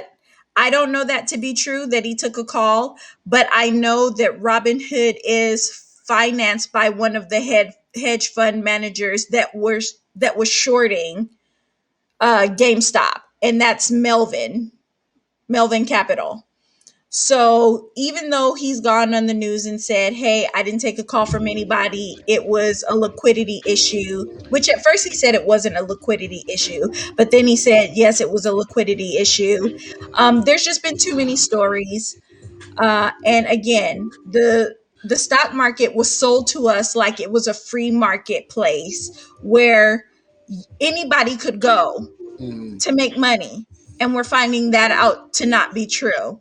And so a lot of people are seeing the same injustices in finance as they're seeing in our criminal justice system, and it all has to change. So I'm liking the way that it's all tying in nicely. I think that the revolution is definitely starting now, and people are going to start to be more in control of their finances, and I'm which is happy a good about that. thing. Yeah, that's Yeah. definitely a good thing. So yeah, so I think this is great. We should keep on talking. It's about 9:40 right now. So in order for us to make this Yeah, we got to move on. make this, we're going to move on to this next subject. And what I'm going to do is I'm going to bring up this screen. All right, y'all. So I talked about this a little bit yesterday. Mm-hmm. Okay. I came on, I did a really short cap on this, but I want y'all to read this headline. Media is silent on recent mob attacks against Asians because they are mostly committed by black males. Okay. And there's a lot of convoluting going on, and I think this is really, really, really, really, really fucking dangerous. Okay? Because, and I need y'all to pay attention to this shit too, because especially if you black. Shout out to Sasha. Thank you for the Newsworthy Award. Appreciate you. Thank you. That was so awesome. Okay. But I need y'all to pay attention to this because, hey, Izzy, hey, Petty, it's Hey, hey, Can. What's up, Can? How you doing? I think it's really important that we start talking about this because here's the thing. A lot of people voted for Biden. Okay. I did not vote. I told you guys I didn't vote. Everybody knows I didn't vote. And everybody knows why I didn't vote because I can't stand Biden. I think Biden's a fucking piece of shit. I think he's a racist. And I think that he basically does not give two fucking shits about black folks, and he's proven it thus far already. A lot of people don't think so. A lot of people be like, oh, look what he's doing. But yeah, sorry. Pay attention to what he's really doing. Okay? Because he has signed shit for LGBT, for Latinos. He signs specifically for these people. He signed stuff, and he just recently signed something specifically for Asian Americans. And here we are. We see where this is going. Again, it is to demonize black folks. And I'm going to show you guys exactly what I mean. All right. There is, and let me put out some things real quick. So let me put out some caveats real quick before I start this, because, and I know I'm going to have to put out caveats during it and afterwards also, but I'm doing this so nobody can say that I didn't put out these caveats very quickly. Okay. First off, I do not endorse anybody fucking beating up Asian people or robbing anyone for that matter. I don't agree with people going around assaulting anyone, whether they're Asian or any other color. I don't fucking say that it's okay to go out there and rob motherfuckers. That's not what I'm saying. Okay, and none of this am I saying any of these things. But what I am going to do is I'm going to give you guys a breakdown of exactly what this shit is. And happy Lunar New Year to all the Asians out there listening. Yeah, happy Lunar New Year. And listen, if you're Asian and you're watching this or you're catching a replay of this, please, I need you to pay attention. Don't use your emotions. Get the fuck out of your emotions and your feelings, and let's get into facts. Okay, there's a reason why I have a hashtag that says fuck your feelings, because when we get into sticky situations like this is definitely a fuck your feelings moment. Okay? So let me see. Maxine Waters, Patrick, accepted campaign contributors from Robin Hood. Okay, he's still talking about that other thing. Okay, cool. So let's get into it, shall we? Yes. All right. Let's do this. All right. So this is the narrative that's being pushed right now. This is the narrative that's being pushed all over the internet right now. What they're basically trying to say is that these crimes that are being committed on Asian people are basically racist attacks. Again, ladies and gentlemen, I want to point out this also. Asian people, if you are Asian, I hate to break this shit to you, but a crime committed against you by another race is not automatically racist. No. So this shit needs to stop. And And Asian people who are pushing this narrative, this racist narrative, you are contributing to the detriment and the demonization of black folks everywhere. And as much as you wanted to sit around and call yourself allies or, shit like this with black folks, and you thought that just saying a few words about this and that, you guys were being allies, you're not. Okay? Because when this type shit happens right here, what you're doing is you're destroying the whole bridge that you built in order to come with the black community. Okay? And let's not get it twisted. Okay? Let's not get it twisted. Okay? You guys are quite literally the model minority, the white people. And I'm going to make sure you guys know these things that are happening to you, as terrible as they are, you are getting justice. Let me say that again. You and the people that are being assaulted are getting justice. And I'm going to show you that in a minute. All right. So first off, I just want to point this out here again. Right here. This is all of the things that's been going on lately. 100 racist attacks on Asians reported each day, with women 3 times more likely to be targets. Asian American stores still stock, but people won't shop because of xenophobia. Okay, I don't know where you guys get that. Again, for some odd reasons, Asians are going out of their way in order to be the group that's being discriminated against. Why are you guys trying to play the discriminatory role? You guys stop it, okay? Yeah, Vietnamese, like consider ahead. That people aren't shopping at your store because niggas ain't got no money. Right. I mean, we're in a whole panorama. Right. I mean, come on. Yeah, like this stuff needs to stop, okay? Yeah. Coronavirus, Asian Americans across the Bay Area, and this is my area, U.S. report on 1,500 racist incidents in a month. Okay? Now, listen to this. This is the example that's given too. Listen, my grandpa was just beat on the bus because he's Korean, because they didn't want the Chinese virus. Trump started calling it the Chinese virus, and everyone started going after Asians. Until you're beaten because of your skin color, you don't have to say shit. I get to say shit. If that's the qualifier, I get to say shit. Every black person gets to say something. Right. Okay. And now we're going to go to over the borders, because for some odd reason, when we talk about, racist attacks to Asians in this country, for some odd reason, London is suddenly a part of the United States. Singaporean student brutally attacked by a group for spreading coronavirus in London. Again, wow. This, you guys are kind of stretching the truth a little bit. Now, again, in order to point this out, I want to make sure that you guys see exactly what they're talking about. Okay, because again, I want to be free, I want to be equal, I want to make sure you guys see everything that we see. But first thing first, I want to read this tweet. Okay? And what it says is this. It says, there have been cases of another Asian grandfather being attacked in Oakland, USA. Apart from the late Thai grandfather, I'm going to show you that too. Help each other push the tag. Justice for Vicha and hashtag Asians are human. In order to campaign that these events will not happen again with Asians, and no matter what race in the world, no one should be racist.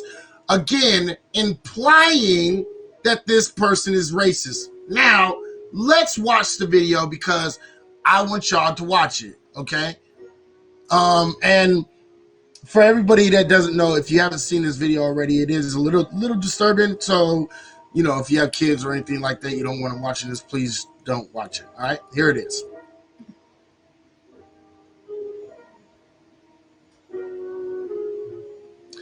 All right.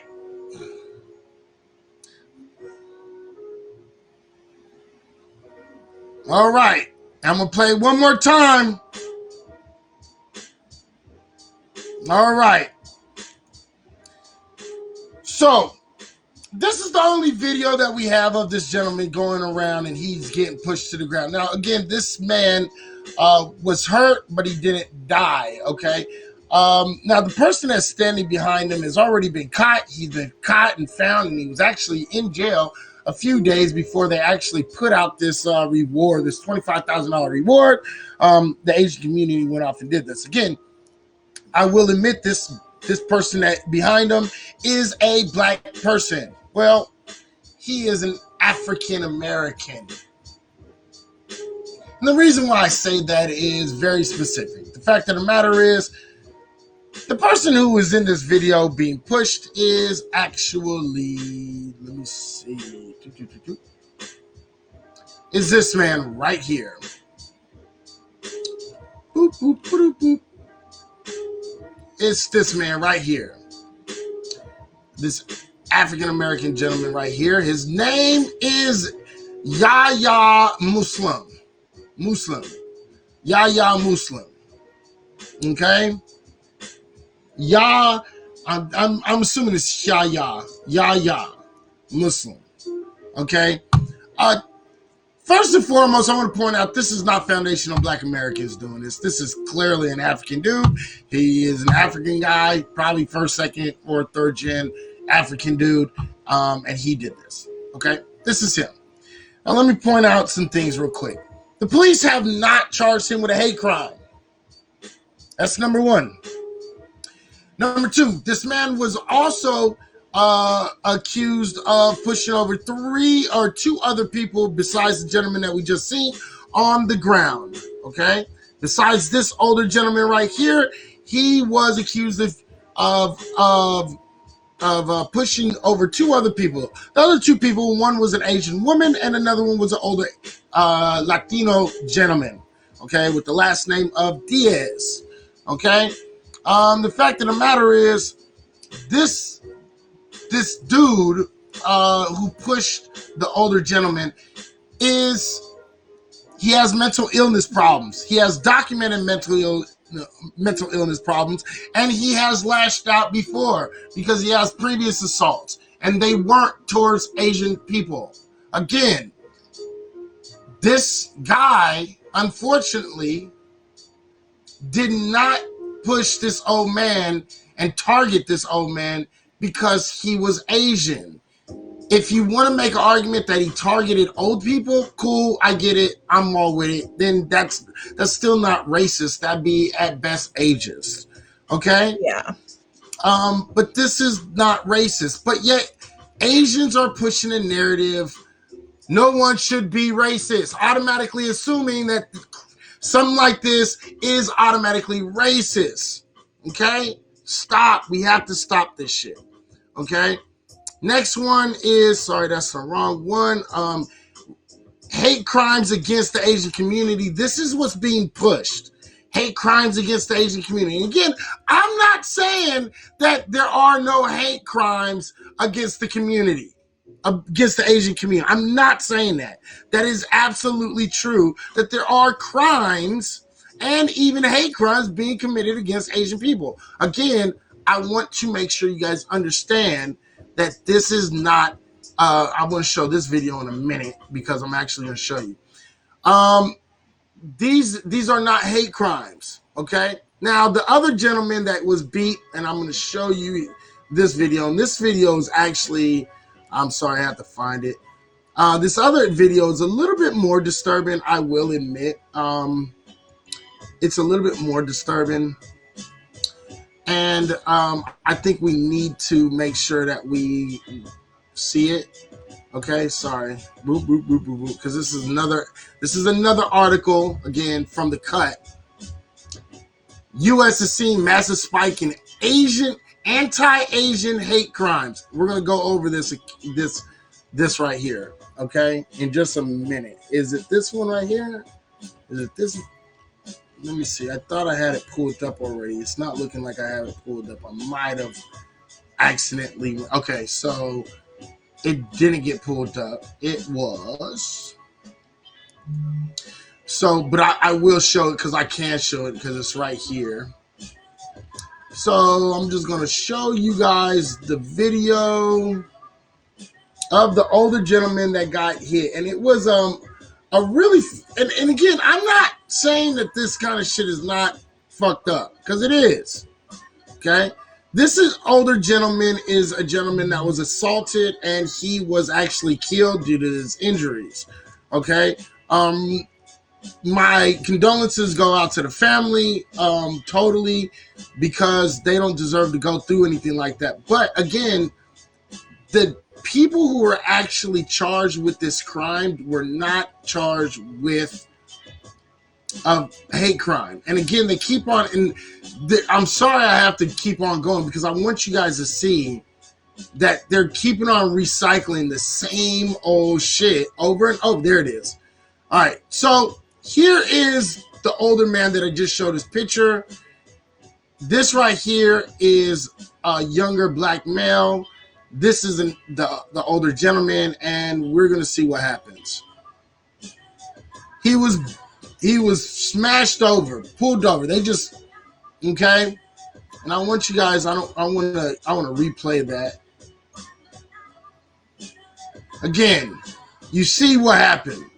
Yeah, that's awful. That is absolutely fucking totally shit. It's a shitty thing to do.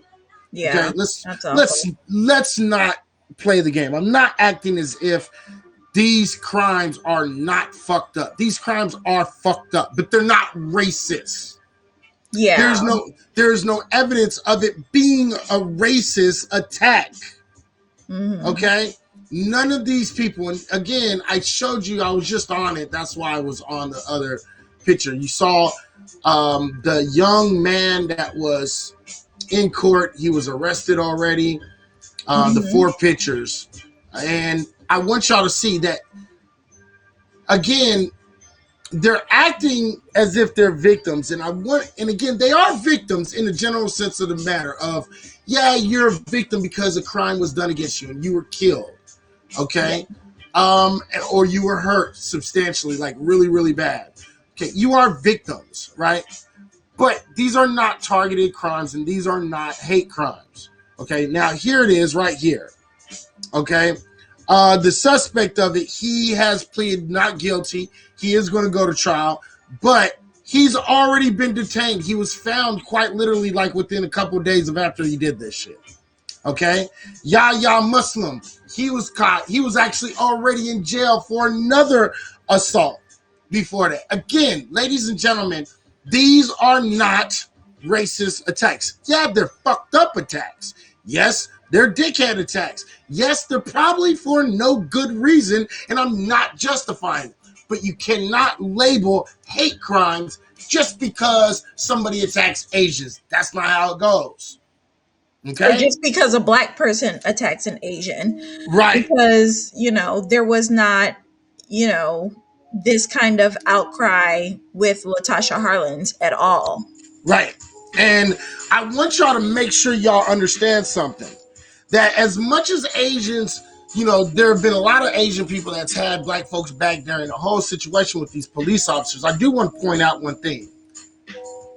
At the minute that an Asian police officer killed a black man, y'all stood behind that Asian police officer that killed a black man. The BLM signs went away real quick. And, for the most part, there was more support for the Asian police officer saying it was not racist and it wasn't this and it wasn't that and he shouldn't be. He was just doing his job. You guys went out of your way to justify him taking the life of a black man. So your support thus far has only been based upon as long as it doesn't involve an Asian. Yeah. Okay? As long as it doesn't have to do with Asian, yeah, I'll support you. Okay? And it's been fleeting support also. Let's really point this shit out. Like, let's not sit here and act like Asian folks have been running to black folks' aid, talking about, yeah, you know what? You're right. Fucking black people have been treated wrong. No, a lot of Asian folks have been Trump supporters, have been Back the Blue supporters, have been, you guys have been against, and I can show you, I follow 3 different Asian Trump supporters that are very, very well known, very liked and backed by their Asian communities. And she don't do nothing but talk shit about fucking black folks. Okay? Yeah. And again, the crazy thing is like, you have these string of attacks that are happening, and a lot of it probably has to do with, we're in a pandemic. People are out of work. People are, stuck in the house. People are literally eating themselves alive. They're trying to do whatever they can to make things work. We're going to see a rise in crime, and it has nothing to do with race. It has to do with the fact that we're seeing a rise in crime because of the declining economy, because people haven't been able to work, because people haven't been able to get out and move and make money the way that they normally would. So you see these attacks and they're trying to assign race to it. But when, Asian people come and they set up their stores in our neighborhoods and they, brutalize us, and, Black women are going to their nail shops and supporting them, and they're beating up on Black women and stuff like that. Like, no one's ever coming out talking about the racist attacks then. Right. No one. Right. I didn't hear one Asian talking about how messed up it was that this poor 13-year-old girl was shot. Right. Because somebody thought she was stealing orange juice, that orange juice was more important than a child's life. Right. A $2 orange juice. Right. A $2 orange juice. Right. And for all you guys that don't fucking know which case we're talking about the case that really inflamed and actually started the LA riots. Yes. And I guess only Californians would know that, though, right? Right. Right. It wasn't the Rodney King beating that sparked the LA riots. That was just the straw that broke the camel's back. Right. We was already pissed off, and we were losing our shit when Natasha Harlins actually was killed. Yeah. And her killer was let go on probation. 6 months. Right. And the judge said she's already been through so much. Yeah. Okay. Literally, they were breaking down the Compton courthouse doors to get to that judge. Right. They had to literally have her escorted by an entire squad of police officers out of that court. It was, fevers were high, and then we got hit again with Rodney King, and it was just, you can't keep doing this to Black people. You can't keep appropriating our culture. You can't keep, stealing from us. You can't keep doing what you're doing now to Wall Street bets and changing the game when we're trying to, evolve and just move on and do what we can to make it here in a country that clearly doesn't appreciate us, and then expect us to not reach fever pitch. You can't do it. I mean, literally, people are outside of Robin Hood right now because they got some money stole. Money is replaceable. And I'm not saying that Robin Hood was right. They were 100% wrong. And money is, barely what's keeping a lot of people alive right now. But imagine having a life stolen. Right. Now, I'm going to start putting some things into perspective, and I want you guys to really pay attention to a lot of this. Okay. So again, Anton Watson, 19-year-old Anton Watson, he was arrested on charges of murder and elder abuse, and the gentleman that died. So again, he's already been arrested. The guy who did that, he's already been arrested within a week. Okay, within a week. All right, he was ordered held without bond. All right, and I want y'all to make sure y'all understand of it. Okay, and I want y'all to understand how Biden, one of his first acts was President Biden signed an executive order aimed at combating xenophobia against the Asian American and Pacific Islander communities.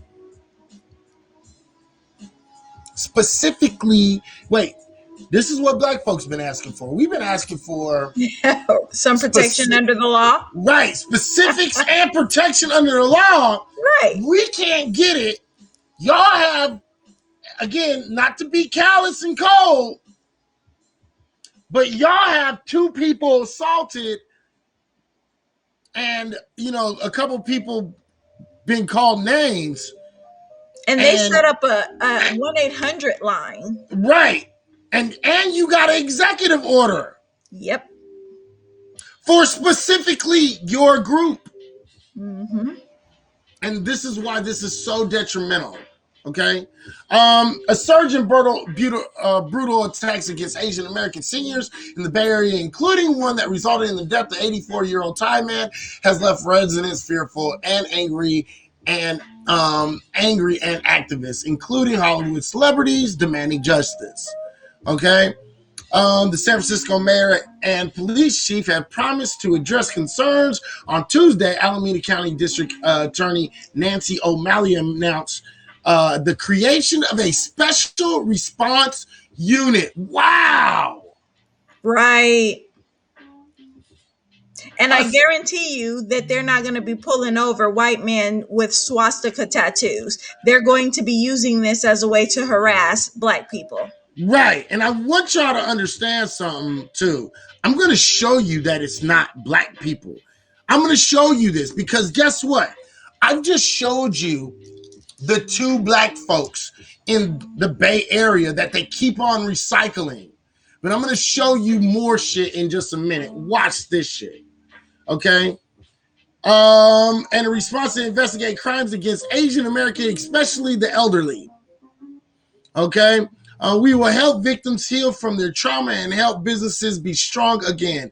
Here in Chinatown, we will be vigilant in protecting the Asian community, O'Malley said at a news conference. There have been several attacks on elderly members of the Asian American community recently, but the brutal January 28th assault on the 81-year-old, which was captured on video, sparked particular outrage. In the video, he was widely shared around the world, and he was seen violently shoved to the ground during the morning walk in San Francisco. He died a few days later.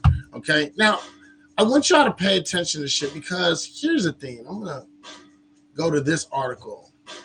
Okay, again, you see the title. The title, U.S. is seeing a massive spike in anti-Asian hate crimes. Again, the picture that they show is the black guy pushing the Asian guy, and it has already been shown he has mental health issues. Right. He has a long history of mental health issues. He has assaulted other people because of his mental health issues. And I hate to use this as an excuse, but his mental health issues have been actually documented. And all the white people that you always hear about the mental health issues, when the fuck they go and shoot up a whole bunch of motherfuckers, are not. Right. Okay? His have been clearly documented, and he has assaulted other people, not just Asian people. They have not charged this man with a hate crime because they can't prove a hate crime. You know why? He didn't commit a hate crime. He had a mental breakdown, unstable. He was unstable, didn't take his meds, something, but he just knocked down an old man, which is fucked up. He committed a crime. Right, he committed a crime, an assault, a brutal assault also. Yes. Okay? And he should go to prison for it. Absolutely. Okay? So let's not play that shit. Okay? But this is what I want to read. Okay? Now, again, We're going to break down these numbers. You guys are going to hear this because I want you to hear the keywords that they keep on using. The skyrocketing number of hate crimes against Asian Americans continue to grow despite our repeated pleas for help. The crimes ignored and even excused. Remember Vincent Chin. Okay. Now, a lot of people, you guys are not going to know about this case. I know about this case. Californians, for the most part, know this case, but some Californians, if you're not old enough, you will not remember this case. Okay. Now, Chin is a Asian dude who was killed by two white men in, I believe, 82. Yeah, 82. Something like that. Yeah. Okay, Vincent Chin, who Kim referred to as chief, was a major figure in Asian American rights. In 1982, in his 27th year, the 27-year-old Chinese American man was killed in a hate crime by two white auto workers. It's because of you little motherfuckers that we're out of work. We're out of work. One of the attackers allegedly said. After his death, Chin killers Ronald Ebens and Michael Nitz pleaded guilty to manslaughter and were sentenced to 3 years of probation and a $3,000 fine. Neither spent a day in jail, which was fucked up. They deserve to go to prison. Yeah. Okay? These guys called him a whole bunch of lot worse than little motherfuckers.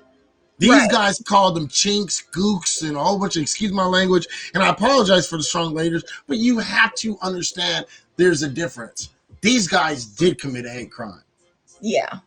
That was clearly a hate crime, and they should have been put underneath the prison. Right. Okay? All right? Now, again, they tell you about this case in this article, okay? And what said next is really funny because I want y'all to really pay attention to something. There was a little bit of back support in the civil rights era in the 70s when you had the Black Panthers. Again, if you actually have HBO Max, you can actually watch Judas and Judas and the Black Messiah. Yeah. Yeah, it's on. I watched it. I wasn't too big and wasn't too impressed with it. But anyway, it's on. Okay. Yeah. But the Black Panthers actually got support by, broke white people, got support with some Latino people, and also got support by a few Asian groups. And the biggest one of all the Asian groups was called Yellow Peril. Yeah. Okay.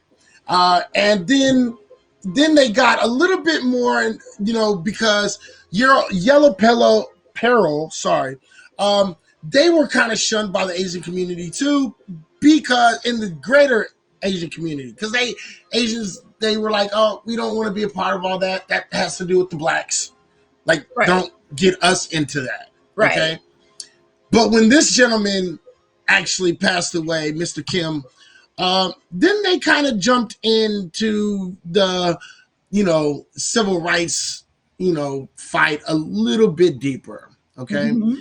It forced them into the civil rights because Mr. Chin was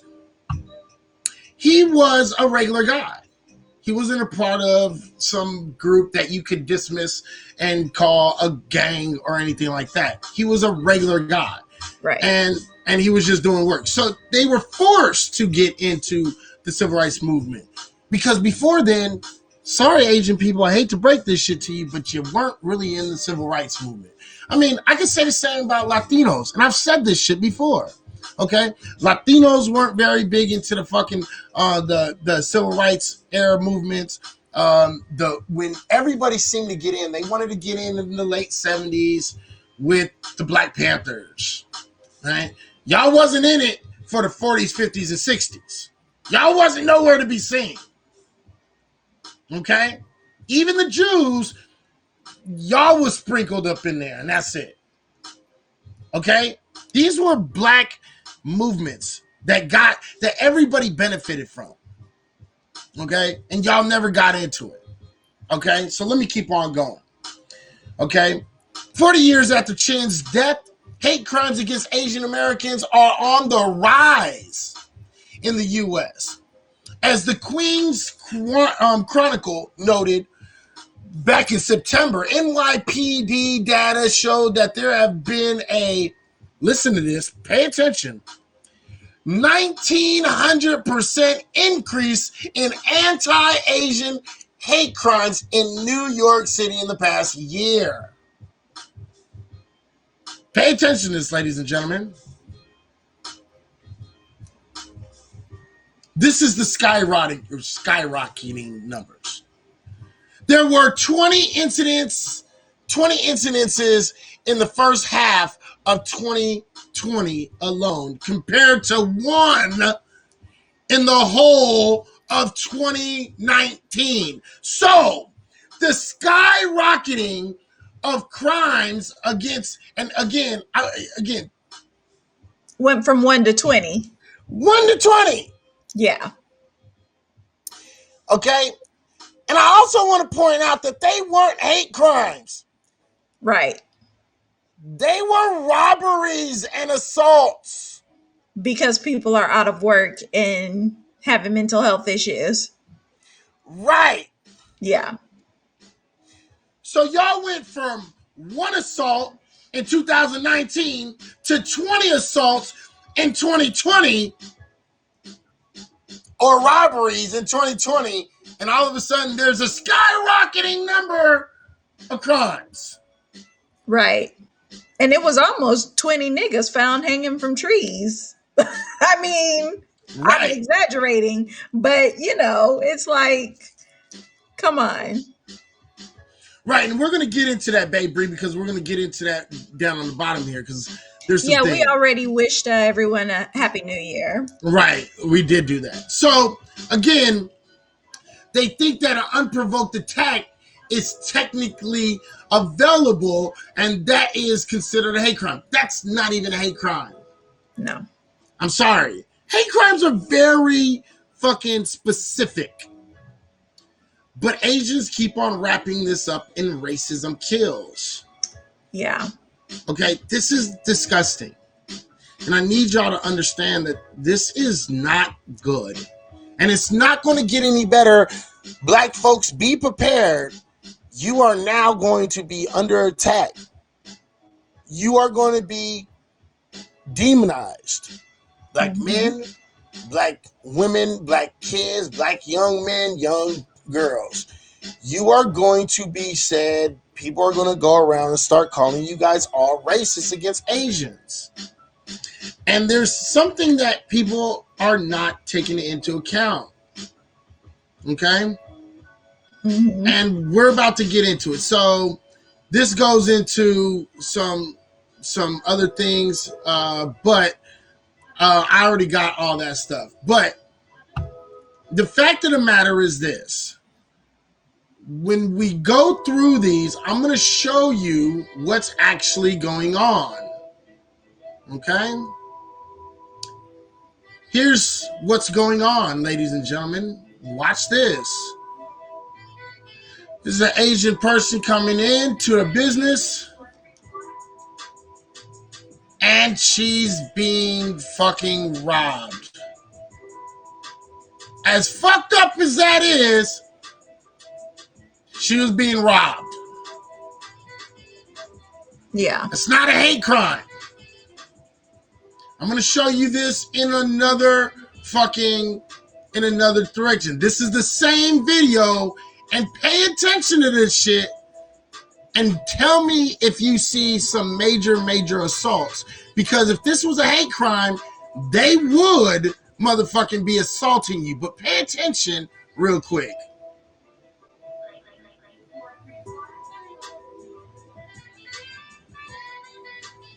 She fell to the ground. He kind of put her to the ground, grabbed her fucking purse, and ran away. Yeah. He robbed her. He robbed her. Yeah. Okay? He robbed her. I'm sorry to break your heart. He robbed her. Right. They were a lot nicer to her than those Bronx boys were to that black lady that they beat and bit almost to death, right, just for turning him down, like he offered to buy her something to drink. To buy a drink. It was a drink. Yeah. Right. And I want to show you another one, because here's the thing. Here's another one. This is this one. Sorry, I already had it. Yeah. Bang, it's this one. Okay. Yet another robbery. Young lady goes out, goes into her car that she's double parked in illegally in, but we're not going to bitch about that because that's just being petty. Car drives up, snatches her shit, gets back in their car, and drives off.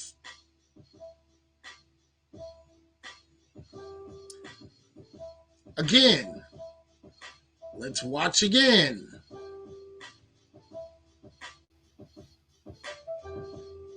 I want y'all to see this, because I'm not trying to deny that these people aren't committing crimes. But we're going to go into this. We're going to go into this and actually explain why this shit is happening. Again, the lady was robbed.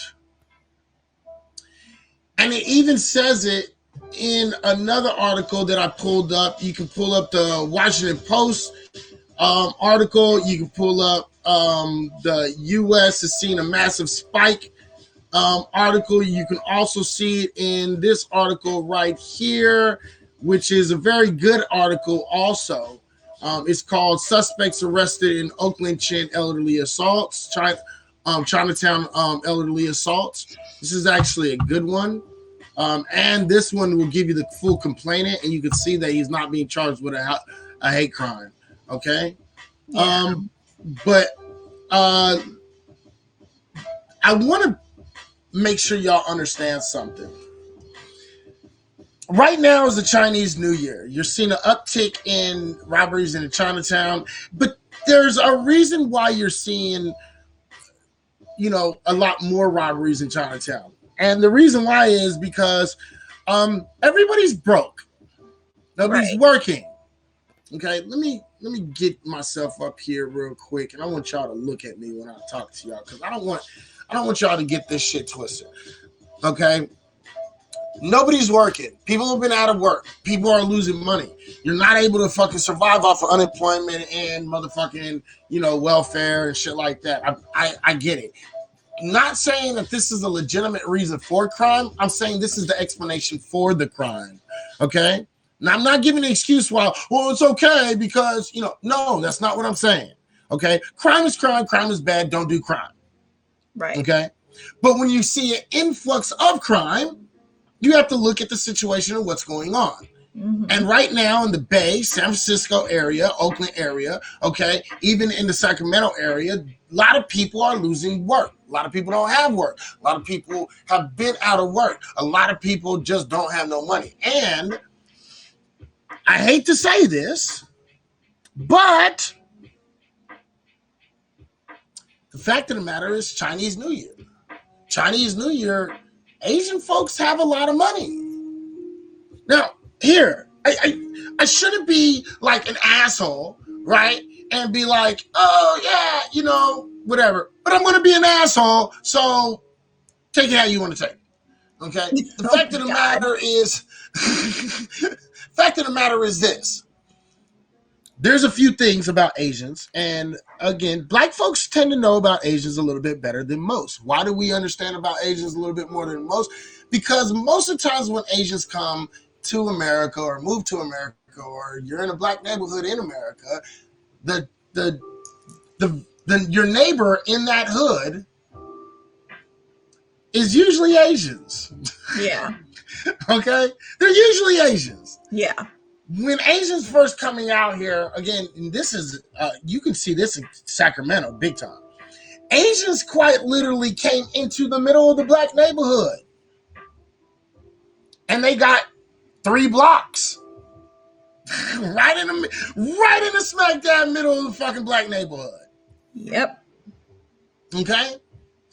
And they started building their businesses. Again, I respect them for going out there and do it. But again, this is their lack of understanding of what's going on, because they don't realize that they were able to build themselves out of this shit. Now, did they have a few advantages? Yeah, they did, but we're not going into that right now. But what we are going to do is we're going to acknowledge the fact that Asian folks was in black neighborhoods.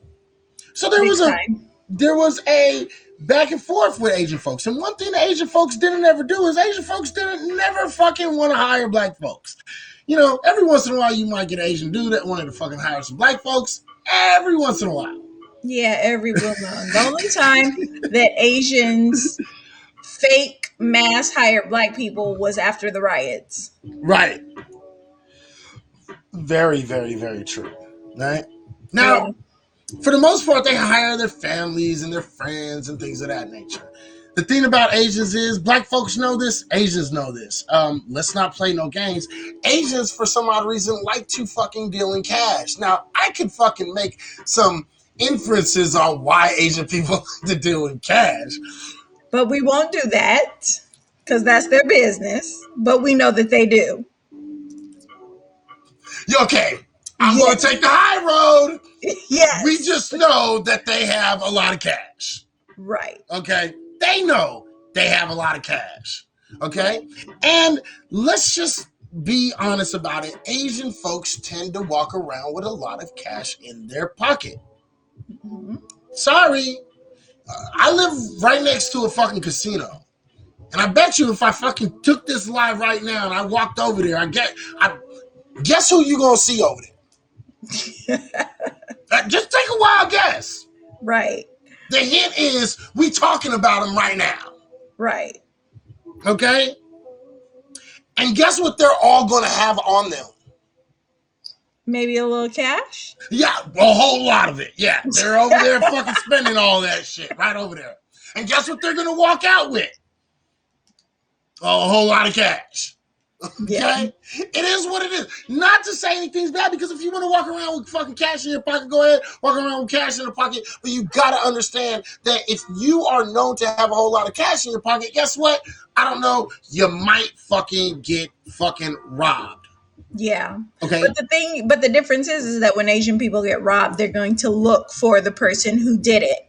I remember it was probably late 80s, early 90s. Mm-hmm. One of my aunts got robbed, and she was actually staying at a hotel by LAX, and somebody knocked on the door, and she didn't know who it was. Mm-hmm. Thought it was maybe room service or like housekeeping or something. And mm-hmm. So when she opened the door, they kicked it in and she got robbed. Had money and stuff. And when the cops got there, they were like, well, what did you expect? I mean, you were carrying around cash, you're staying in a hotel. You know, I mean, right. I'm pretty sure we're not going to be able to find the guys. And right. They did nothing to try and find the guys who took her money. Mm-hmm. You know, because that's what we get when we are subject to having crimes perpetrated on us. Right. You know, and that's right. Just... and that's how it is. Right. And but as you can see, they got swift justice. These two guys that I just showed the video on, they are in prison and they're going to go to prison for a long time. Oh yeah, definitely. Let's not get this twisted. Now, another thing is, and again, and they should. Yeah, and they should. Absolutely, they should. Absolutely. No argument here. Right. But I am going to point out something else. And this might sting a little bit to all my Asian watchers or potential Asian watchers. I want you guys to understand something. Your older people tend to fight. Your older Asian people, you know, my age and older, maybe even a little bit younger. Asian folks, y'all tend to talk a lot of shit and you fight back. Again, I'm not saying that's a bad thing. But if you put yourself in a situation, you gotta understand there might be some repercussions.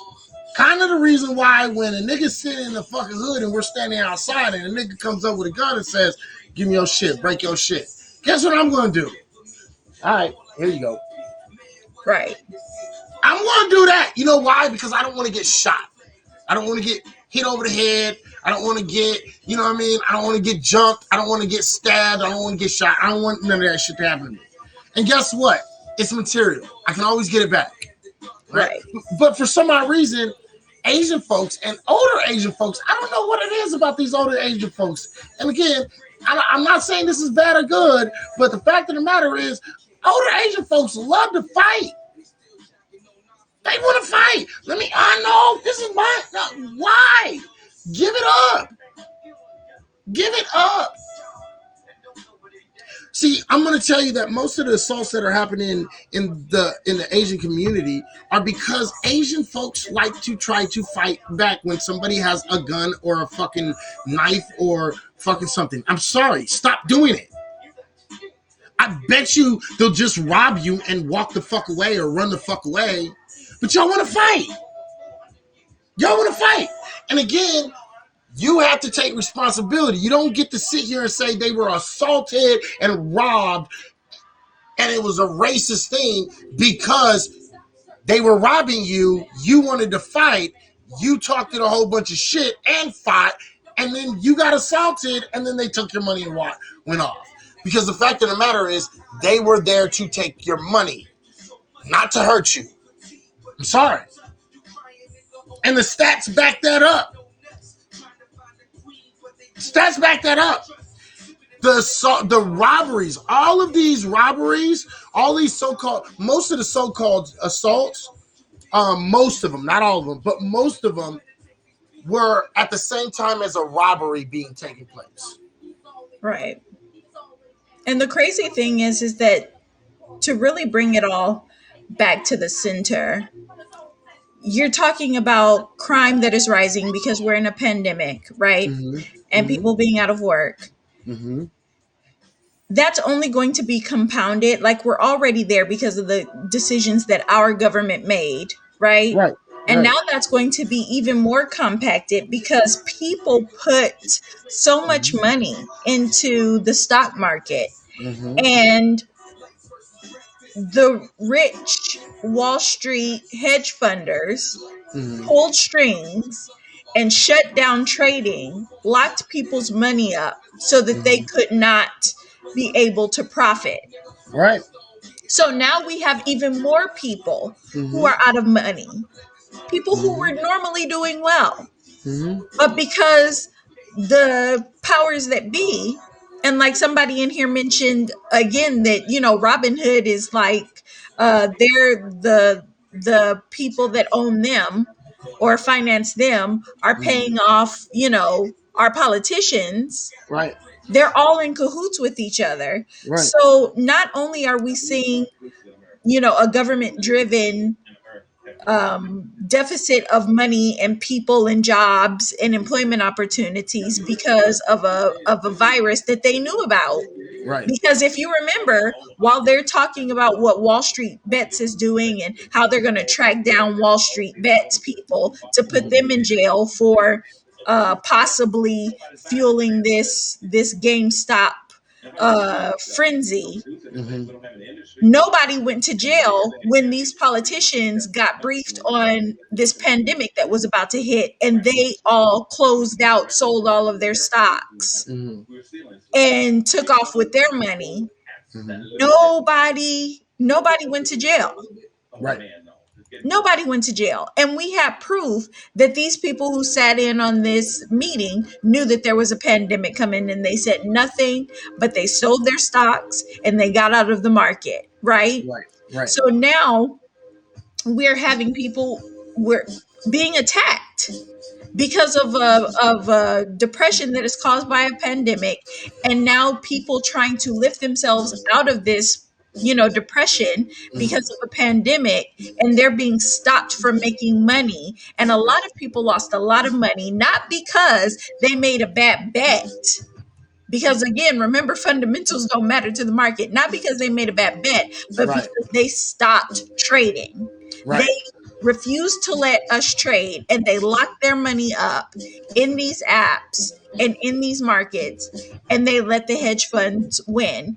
And so now you're going to see even more crime happening. Right.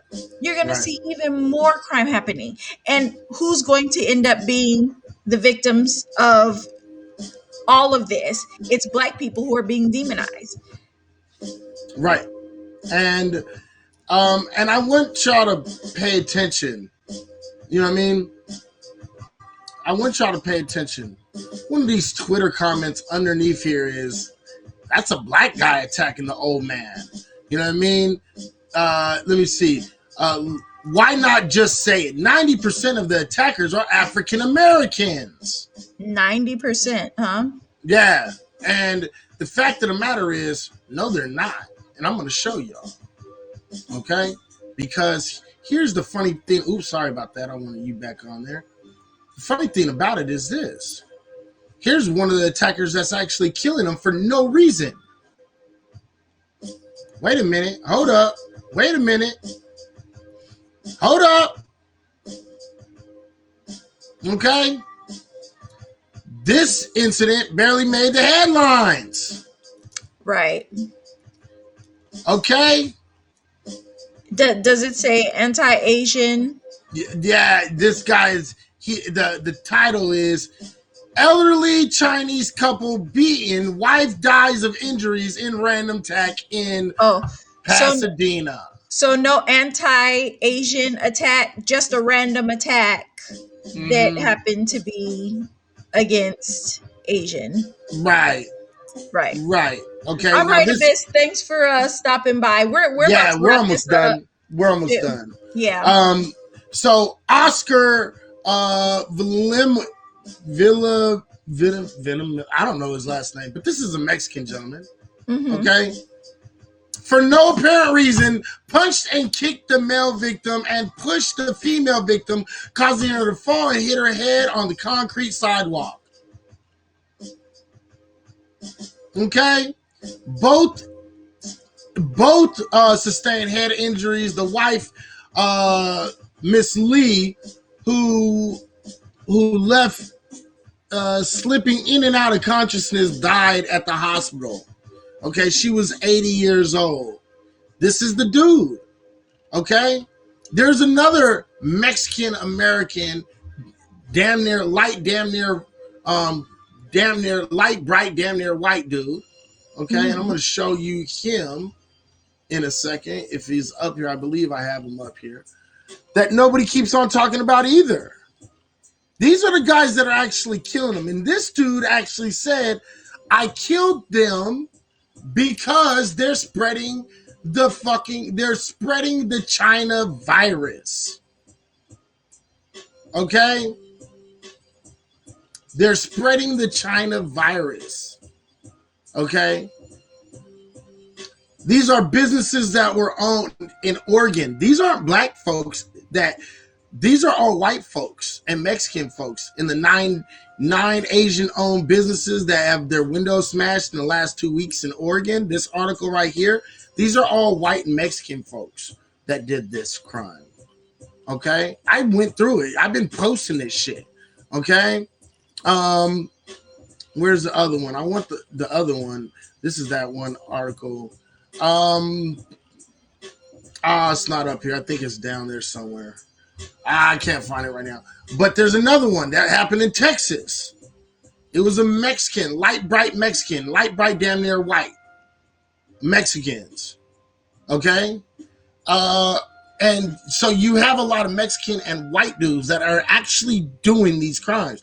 They're calling them, go home, you brought us the virus, ching chongs, and then spit in their face, and then a whole bunch. Those are hate crimes. Yeah. Those are hate crimes, and the hate crimes are not being committed by Black folks. The robberies are. I think if we're going to be intellectually honest and we're going to be honest about what's going on, Black people are committing the robberies. Yeah. White people are committing the hate crimes, and Mexicans are committing the hate crimes, and we're taking the blame for it. Yeah. Okay, we're taking the blame for it. And this is the Pew Research Center. Okay. Mm-hmm. And I want y'all to read this. It says many blacks and Asian Americans say they have experienced discrimination amid the COVID-19 outbreak. And if you actually go and read this article, okay, you'll actually see that most of them have gotten a lot of their shit from white folks. But the problem is this new narrative that fucking Asian folks are trying to put out there, which it is every single time a crime is committed against them, no matter what the crime is, they automatically say racist, hate crime. And sorry, that is wrong. And what that ultimately does is it demonizes black folks. Yeah. It demonizes black folks, and it makes these white people out here say, see, look at this, racist, which delegitimizes our whole fight, which in all actuality will turn around and bite you in the ass too. So the thing is stop accusing black folks of hate crimes. If you want to sit here and say black folks, there are more black people that are committing crimes against us, yes, I will agree. I'll agree to it. I will admit to it. I have no problem with it. And the reason why is because, again, this goes back to crime statistics. Ladies and gentlemen, I've said this. How many times have I talked about crime statistics, right? Yeah. Crime statistics are based upon what? Location. Yeah. Asian communities are either smack dab in the middle of black communities or right next to black communities. Yep. They're neighbors. Mm-hmm. Crimes in that area, if it's primarily black, and again, sorry to break your heart, but Asian communities do not have higher populations of fucking than black folks. So you're in technically you're in a black neighborhood. Yeah. Okay? And the fact of the matter is this. You need to understand that, at the end of the day, if a crime is committed against you, it's most likely going to be by a black person if you're in a black community. Yeah. But for the most part, you have been fundamentally safe because the police have always fucking went and protect you. And for the most part, black folks and Asian folks have always kind of had this unspoken agreement. It's kind of like, you keep your shit over there, we'll keep our shit over here. You know what I mean? We're gonna eat some of y'all food and might date some of y'all girls, and that's about it. Outside of that, like, we already know what it is. Like, we don't do that shit. Foundational black Americans. I'm not talking about immigrant Africans, and I'm not talking about all these other Africans. I'm talking about foundational black Americans. Mm-hmm. You know what I mean? So please, we need to stop with the rhetoric. Yes, the crimes do need to stop against the Asian community.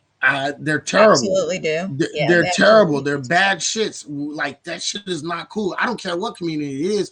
Stop fucking robbing old people. I get why, though.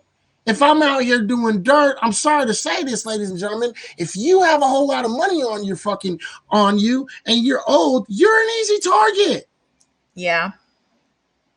Just is what it is. Yeah. It is. Yeah. But it doesn't make it a hate crime. Right. It does not make it a hate crime. It just makes it a crime. And it's a fucked up crime. And I admit that it's a fucked up crime. There was actually an Asian woman who was splashed with some sort of hot something, and she was burned, chemical burns and shit. And they don't know who that was by, the race, who was done by. They don't know the race. It's most likely a Latino person because, and I hate to say that, it's either a white or Latino, because we don't do that shit for no reason. They just splash some shit on it for no reason. I will acknowledge that there was one case that I was really, really, really, really upset about. And the thing is I do this out of intellectual honesty. There was one case in Chicago. I don't believe it was racist attack. But I think it was a needless attack. It was a needless assault.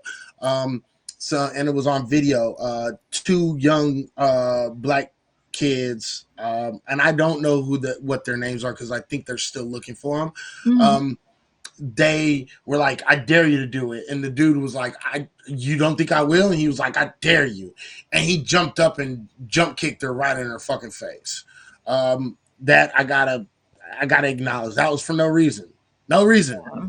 Just kicked her in the fucking face. There was a case Crazy. and I'm almost done too. There was a case in San Jose of a gentleman who got sliced in his face. He was being robbed though. Again, the guy started fighting back. He was being robbed. And he got sliced. That was terrible. Again, but it was not racist. It was about the money. Again, if you fight, people are probably going to use a weapon against you. And the very last case was a situation that happened, I believe, in New York. This man was sliced in his face. Now, this case, I'm waiting for more information on. I have a hard time believing that just because he bumped into a black dude, because this is the narrative that the dude is actually saying. He's saying that he bumped into a guy on the subway and the guy just sliced him across his face just because he bumped into him. I don't think so, because the words that they were using tells me that there was more to it than what they were saying, because they said it was based off of an argument, but then they said that he just bumped into him. You see what I'm saying? So when you tell me that, I have a funny suspicion that, you know, they probably bumped into each other on the subway. There was an argument going back and forth. The dude probably said some fucking shit that, you know, the black dude was like not feeling, and the dude sliced his ass. That's what I think. I could be wrong. I haven't got enough information, but based off the information I've got so far, I think it's a little bit more than what they're trying to play it off as.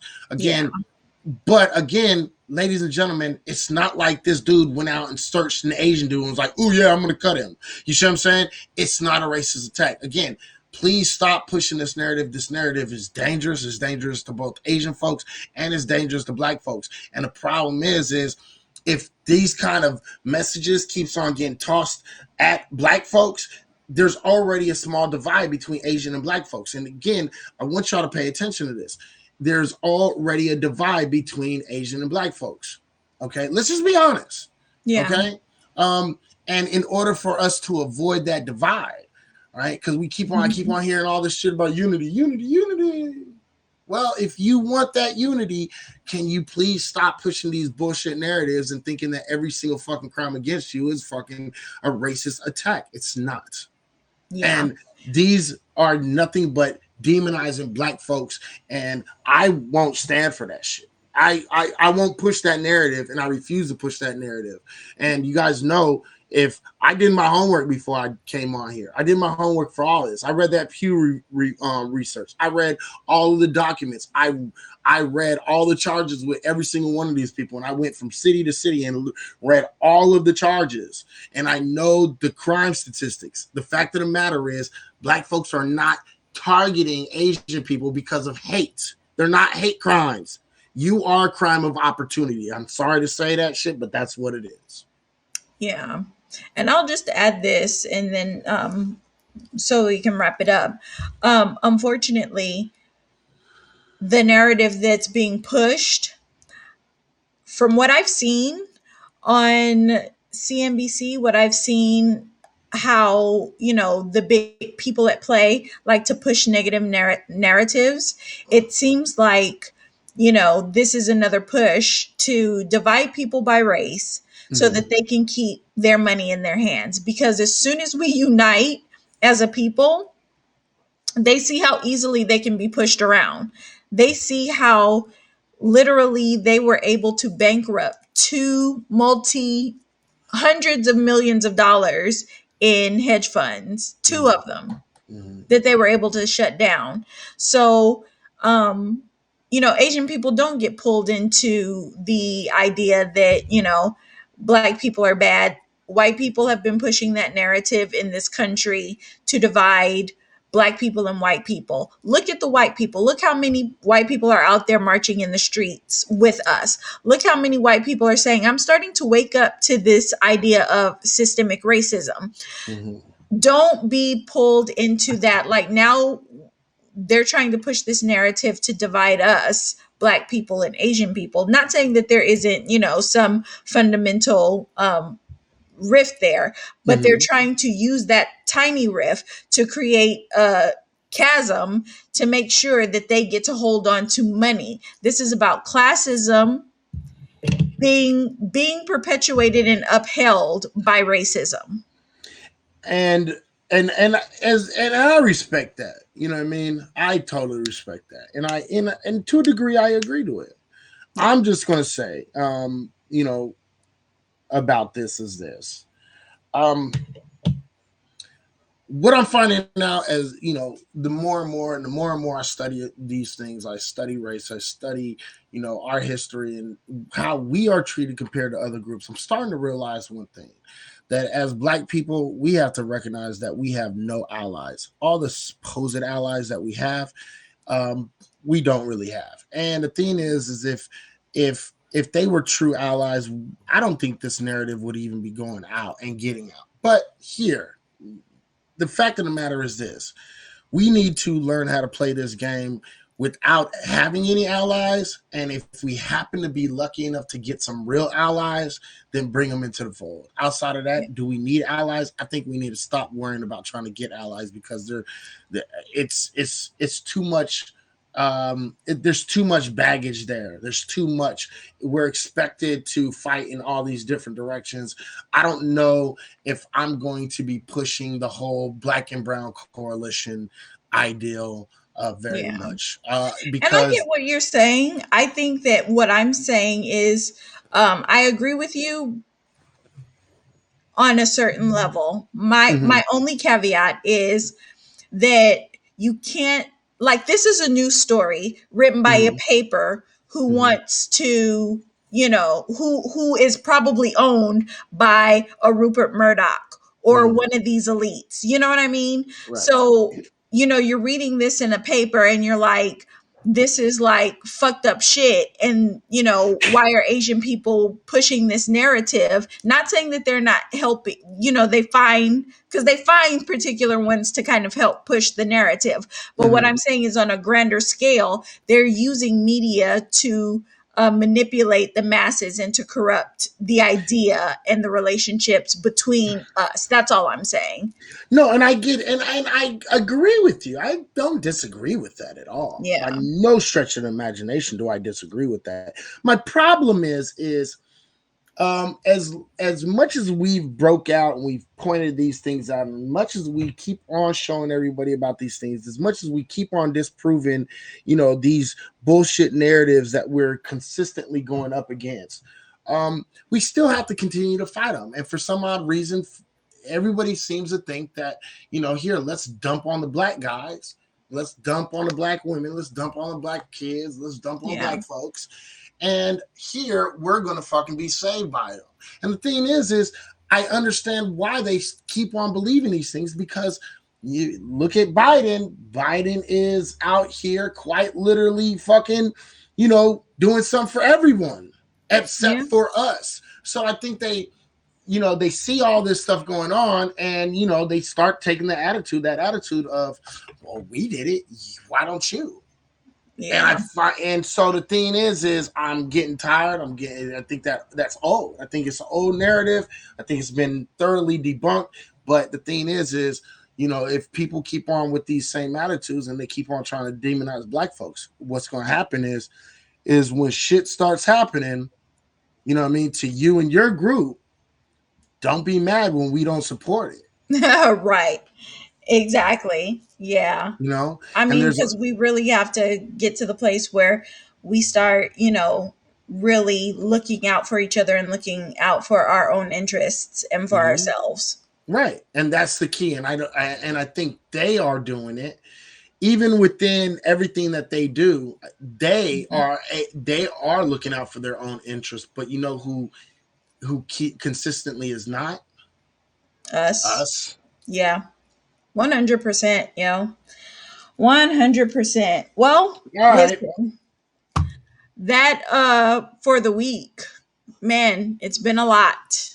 It has been a lot. Again, I was one of those niggas who almost didn't make it, but I am here. I'm glad that you guys took some time out for us tonight. We did run a little bit long. We apologize. We're going to get these things streamed down. Make sure that you follow us on YouTube. Follow me on Instagram, Twitter. It's all at Petty Idol. And this week is, or this weekend is Valentine's Day. So let me just say, first, Happy New Year to all the Asian Americans out there. Right. For all the lovers out there, including including the lover across the screen. Happy Valentine's Day. Thank you. Happy Valentine's Day to you. Yes, and I hope you guys will be doing a lot of money making and a lot of loving and a lot of eating and a lot of drinking and enjoying this time with the people who, are the most special in your life. That's what I'm talking about. Hey, for me, you guys already know you can catch me on Twitch. You can catch me on Twitch, Snapchat, Instagram, all at IZUHIGH420. IZUHIGH420 on Twitch, Instagram, and Snapchat. Okay, you can find me on Twitter at Izzy420High. That's IZZY420HIGH on Twitter. You can find me in all these shows. You can find me on YouTube, Izzy High. I'm live on Twitch, on YouTube, on Periscope, on Facebook. And I'm not giving out my Facebook information. You gotta fucking be special to get that. Let me see. You can join the fan page, though. You can join the fan page at Reality Check Virtual Radio Reality Check Virtual Radio fan page on Facebook. You can join that, and I will join you on that. Also, make sure you download Haps. Come join us over here on Haps, because all of these things were across the board on everything. So go find me on Haps, man, and download HAPPS. Download that shit, or go on haps.tv. Join and follow Petty Idol and myself, Izzy High, and we can go out there and we can do the biggest and baddest shit. Also, I do game on Twitch. So if you're a gamer and you want to see me fucking get shot up a lot and get my ass beat a lot, but talk a whole lot of shit, Twitch is the place that you want to be. All right? There you go. And listen, if you guys enjoyed the show tonight, please either make a donation via Haps or our Cash Apps are right there. Cash App for Izzy is Reality Check VR2, and for me, it's just regular Petty Idol. We want to keep bringing you guys good content. We know that there's no good news networks where you can really get a Black point of view. So we want to talk to you about what's going on in this world from a Black point of view.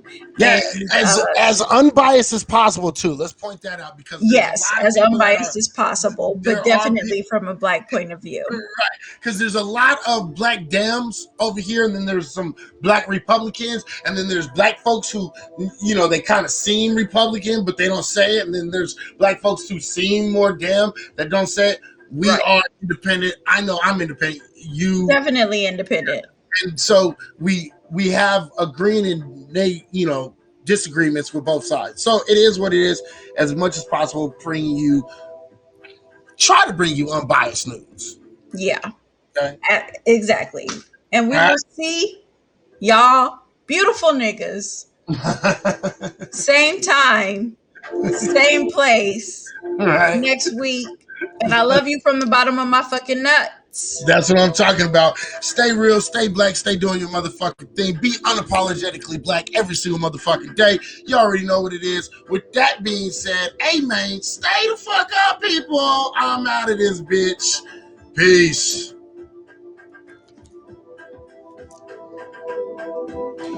Go check out my boy Lace434 on YouTube.